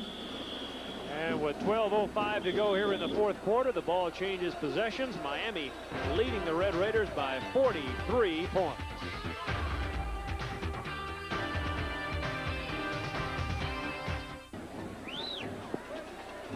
Well, the Texas Tech rushing totals now 27 for 62. Red Raiders playing defense right now. We'll give you some of their totals in a moment. Individually rushing, this is a 1st down and 10 for Jeff Torretta. Heavy pass rush. He gets away from it, but boy, the white-shirted Red Raiders all over him, and a flag flies. James Mosley, the last guy in there after Michael Johnson and others that all had shots at Torretta, and they call a face mask against Texas Tech. Maybe a frustration penalty there, a chance to get a shot at one of the Miami quarterbacks, and maybe too many guys in there that time. One of them grabbed Torretta's face mask, so this will cost Texas Tech some yardage after a nice play. Clock stopped at exactly 12 minutes to go here in the 4th quarter, and this is an inadvertent call. You can either nail him for 15 or 5 if you judge it as an inadvertent face mask, and they do that, so they penalize the Red Raiders 5 yards, call it 1st and 5, split backs, and this is Torretta. Draw play for the Miami Hurricanes. J.C. Penney again. Make that Eric Ham, number 41, who had that 37-yard run at the end of the 3rd period a while ago. Give you some of the Red Raider defenders, some of the substitutions in there. Leonard Jones is still in there. Eric Everett, Roland Mitchell, Boyd Cowan, Warren, Gary Warren, a linebacker. Most of the starters from the back 7 are still out there on 1st and 10. J.C. Penney carries the ball. Tony Jordan, the middle linebacker. Some happy fans. Yeah, they They like it, don't they? They say, hey, Lubbock. Hello, Lubbock. Better things are ahead. We just want to remind you of that. This is a very good football team. This is not just your normal college football team. Red Raiders knew that coming in. 10:50 and counting here in the fourth period. And Toretta, second down and 9 faced here. Desmond Royal in the ball game as a defensive tackle. Toretta wants it all. Has Perryman out there, and he makes the catch. Toretta's pass incomplete to number 33. He beat Roland Mitchell, Perryman, who never looked back number 25, until the ball was into the arms of Roland Perryman, a Mitchell. 40-yard completion. Well, that's a nice catch by Perryman. I mean, the quarterback laid it up there. Toretta laid it up there. But Perryman makes a nice adjustment on the ball, and he's made some of these nice catches all evening. It is a great concentration. Great concentration. Nice execution. Perryman had 3 catches for a 27-yard average last week. 14 receptions last year. Having a good evening tonight. He started in place of Brian Blades. And Toretta, with Eric Ham carrying the ball, man, he looks great. Look at that run down to the 15. Breaking tackles before Ricky Boysaw, Boyd Cowan, and Roland Mitchell finally bring him down and throw in Leonard Jones. It took 4 Red Raiders to finally corral him. Schwertner was the first man to lay a hand on him before he spins into about 4 Red Raider tacklers. Well, Eric Ham, he's just working on that play. He's working hard. He's getting an opportunity to play, and he's trying to make the best of it. And now it's 3 rushes for 55 yards. Miami is so deep. They have 2 deep at every position. 3 carries, 55 yards for Eric Ham. Here's J.C. Penney. He breaks a tackle, and he's going to score. J.C. Penney. J.C. with a touchdown run of 16 yards. A 16-yard run by J.C. Penney, and we've just seen an exhibition in how to bowl over tacklers that time by Eric Ham and then J.C. Penney. Red Raiders were there, but some tough running by a little guy. J.C. Penney's only 5'6". He's just running over everybody. Again, here's another back, a reserve back, getting his opportunity to play, and he wants to make the best of it. And he takes the ball in the end zone with an excellent run. A 60-point game here for the Miami Hurricanes. With the extra point to come here from Greg Cox. And let's take a break with 9:49 to play here in the fourth period.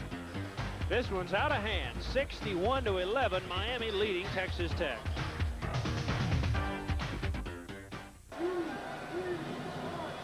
Well, I hate to pass this stat along to you. They've been playing football at Texas Tech since 1925, 61 years. And this 61 points is the largest margin, most points ever scored against the Red Raiders. Ouch. Okay, ball bobbled at the 16-yard line, and the Red Raiders recover. Texas Tech, though, in 1925, as long as we're passing along negative stats, and let's pass along a positive one, that same year, the year they began football at Texas Tech in 1925, the Red Raiders beat Wayland, which is now Wayland Baptist, but Wayland 120-0 in football. 120-0 in that first year of football back in 1925. But this is the most points ever scored against a Red Raider football team. And look at that total yardage. 520 total yards for Miami to 281 for the Red Raiders. 8:45 to play here in the fourth period. And Tolliver goes out into the flat. And here's a roughing play as Dan Cilio, long after Tolliver had released the ball, knocked Billy Joe to the ground, and they'll call roughing, definitely, and as well as they should. Personal foul, roughing the passer.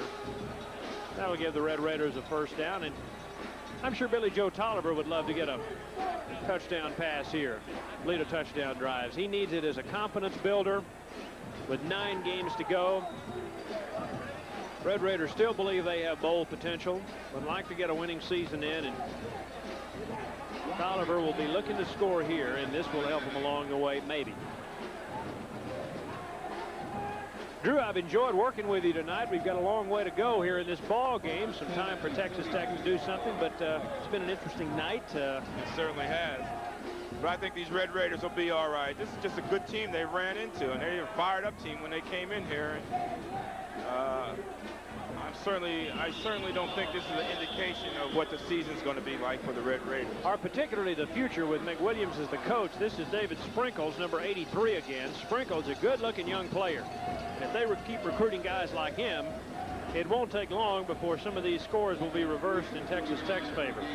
Sprinkles will leave the football game, and Travis Price will come back in. Troy, Texas can be mighty proud of David Sprinkles. He has a touchdown catch tonight and then a nice catch there, a first down.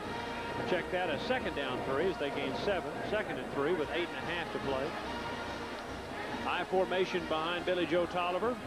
Top of the screen, that's Papa Smurf Tyrone Thurman, but they give it at right tackle to Isaac Garnett, and Isaac should have a first down. Move the chains. And the Red Raiders with a drive working here. They have it all the way out to the 43-yard line. 4-yard gain, first and 10 from the 43.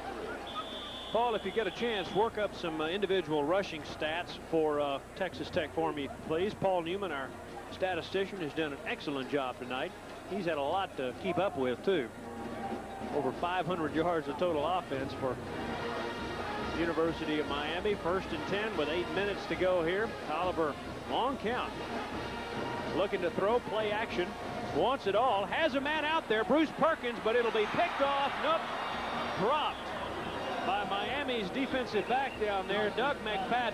Perkins was open for a moment. Perhaps Billy Joe hung it up a bit too high, and McFadden was able to get over in time to cut it off. But for a moment, Bruce Perkins was open. Well, he was open, but they're in the zone defense, and if that play is going to be completed, he's got to drill that ball between the cornerback and the safety, and he got to get it there before that safety gets over. Yep, second and 10. 4 wide receivers in the pattern, including 2 slot men at the top of your screen. Tolliver is looking their way and has one of them, Travis Price, across midfield, but he drops the ball, fumble all the way and recovered by Miami. Definitely a completion. He had it long enough, and the referees have to give it to Miami. That was just too obvious. Basil Proctor there to recover the fumble in the Tech 49-yard line. Well, they've been running that play all evening. This time they complete it. But there's a good lick on Price, and he gives it up. And the ever-present Miami Hurricane make the recovery. Bobby Harden, second big hit of the night for Harden. And Proctor with a recovery. Into Tech territory, Torretta wants more. He'll keep it on the ground here at left tackle. For the Hurricanes, it's Steve Stafier, the junior from the Winthrop, Maine. A lot of out-of-staters on this Miami football team. 3 of their offensive linemen are from New Jersey, Drew's old home state. But Texas Tech taking the other approach to its recruiting. 97% of their recruits, of the players on the Texas Tech football team, are from the state of Texas. I like that method of recruiting. There's so many fine players in the state of Texas, and most of these Texas Tech kids are from the Lone Star State. And they did much better this year in the West Texas area in recruiting. Here's Stafier again. He's close to the first down with 7 minutes to play.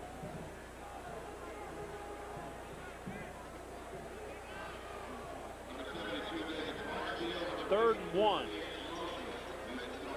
Drew, you came up from New Jersey all the way to Tulsa, and you became a Southern boy, didn't you?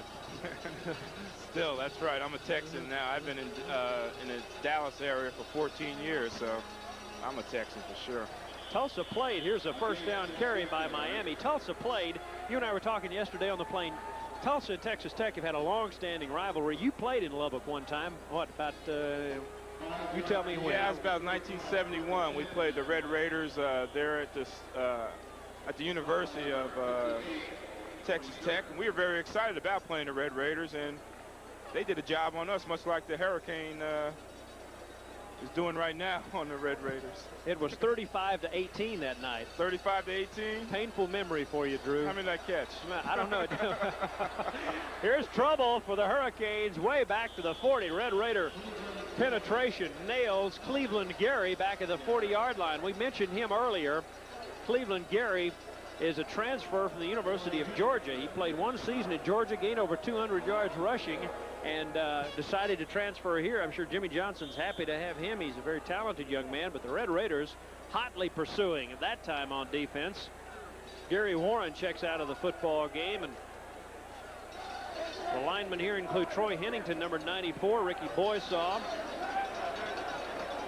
David Barksdale also in the ball game. Tip pass almost intercepted on 2nd down and long.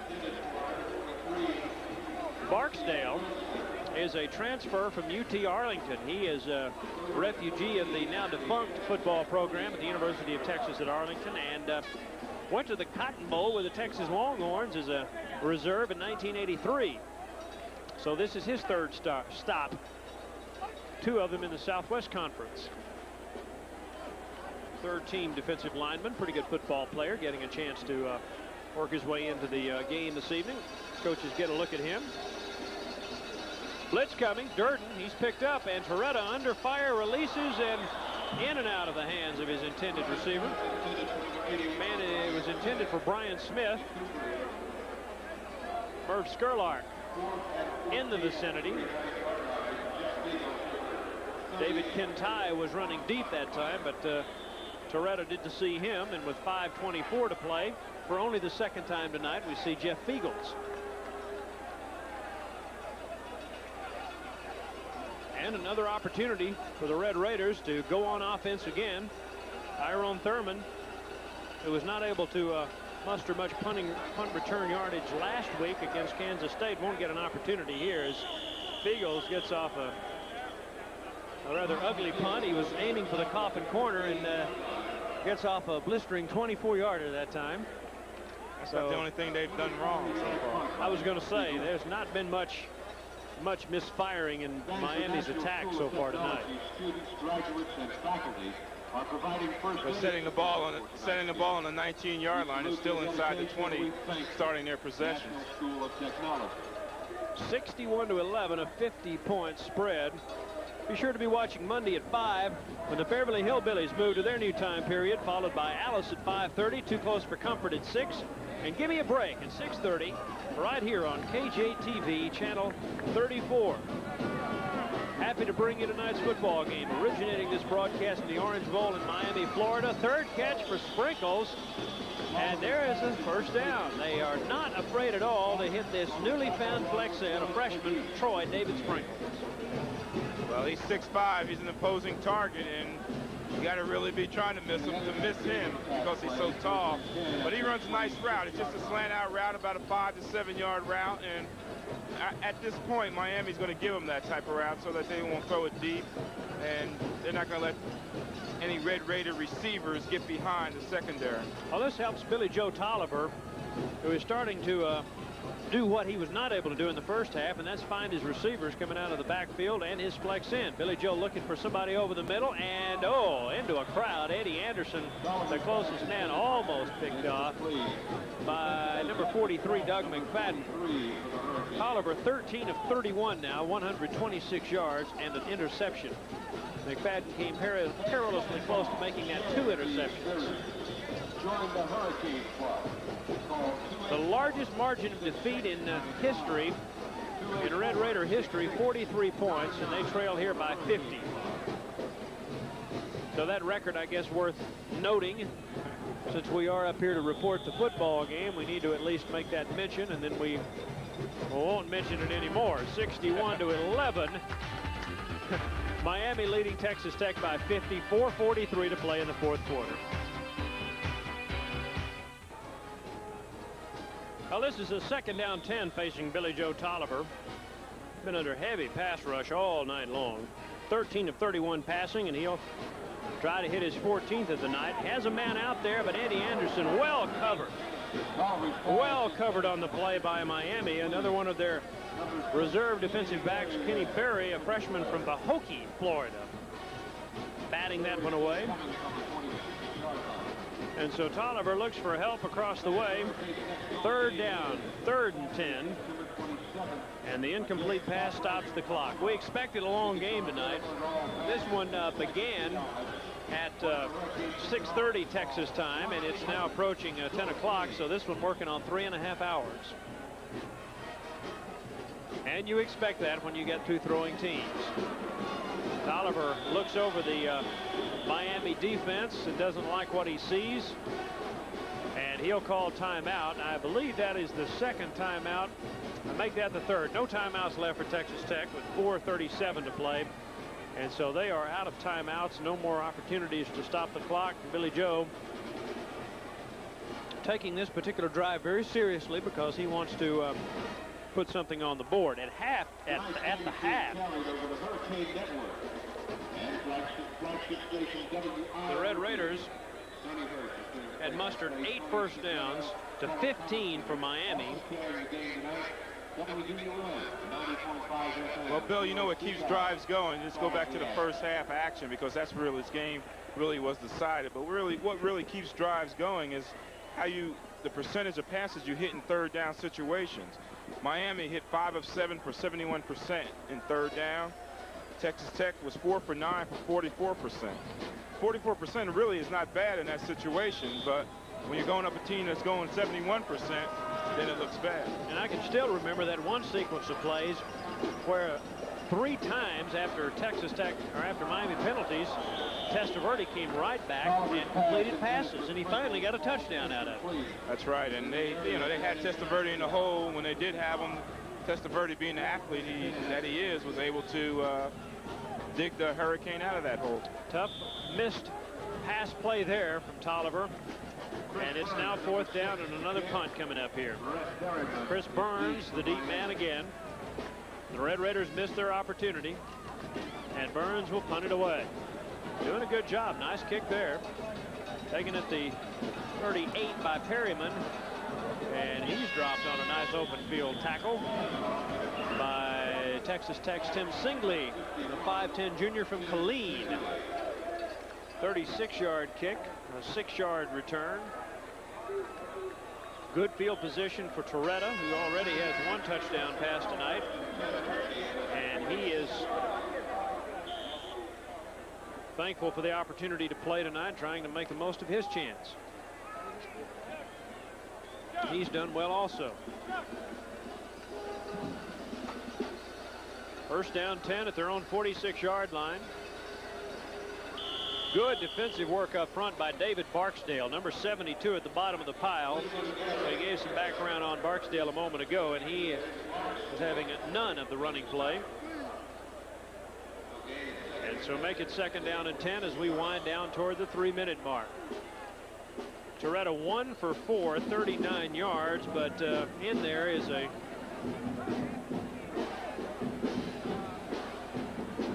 touchdown drive that culminated in a 16-yard J.C. Penny touchdown run. Torretta wants a screen pass, dumps it out, has his man, number 26, Cleveland Gary, on the screen pass. Dow Watson drove him out of bounds. Here it is, Miami just trying to get something going again. And they jumped that screen out. That worked earlier for him in the first quarter. Look at Dow Watson coming through 2 blocks that time to make the tackle. Yeah, they had it set up, but the Red Raiders were able to strip the interference and make a nice play. 2nd down, 3rd down, make that 3rd down and 2. As Torretta goes to Gary again, and Cleveland is taken down by the jersey sleeve by the Red Raiders that time. On the outside, I believe that was Troy Hennington, Rodney White, or Troy Hennington. Across the field over there, Hennington wears number 94. Hennington, we'll give Hennington credit for that stop. Upcoming next Saturday night, as we told you, New Mexico visits Lubbock for the final non-conference game of the year, and then Southwest Conference action starts. First down for Miami, by the way, as they measure. Have the ball at the 44-yard line of Texas Tech. Then on the 27th of September, the Baylor Bears, the nationally ranked Baylor Bears, come to town. A noon kickoff at Jones Stadium, and that will begin conference play. How about this opening conference schedule for Texas Tech? They play Baylor and Lubbock, then go to College Station to play the highly rated Aggies, who were blistering LSU at last report tonight. Then Arkansas, a road trip to Arkansas, also a top 20 team. Tough start. Cleveland Gary, ball loose on the ground. The Red Raiders have it. Gary tried to get outside. He was drilled. Ball recovered by Durden. Tony Durden with a fumble recovery. And let's take a look at this again. Well, the quick pitch to the outside. They're trying to get outside. Cleveland Gary trying to get out there, and the ball is just stripped out, and there's Tony Darden to fall on it.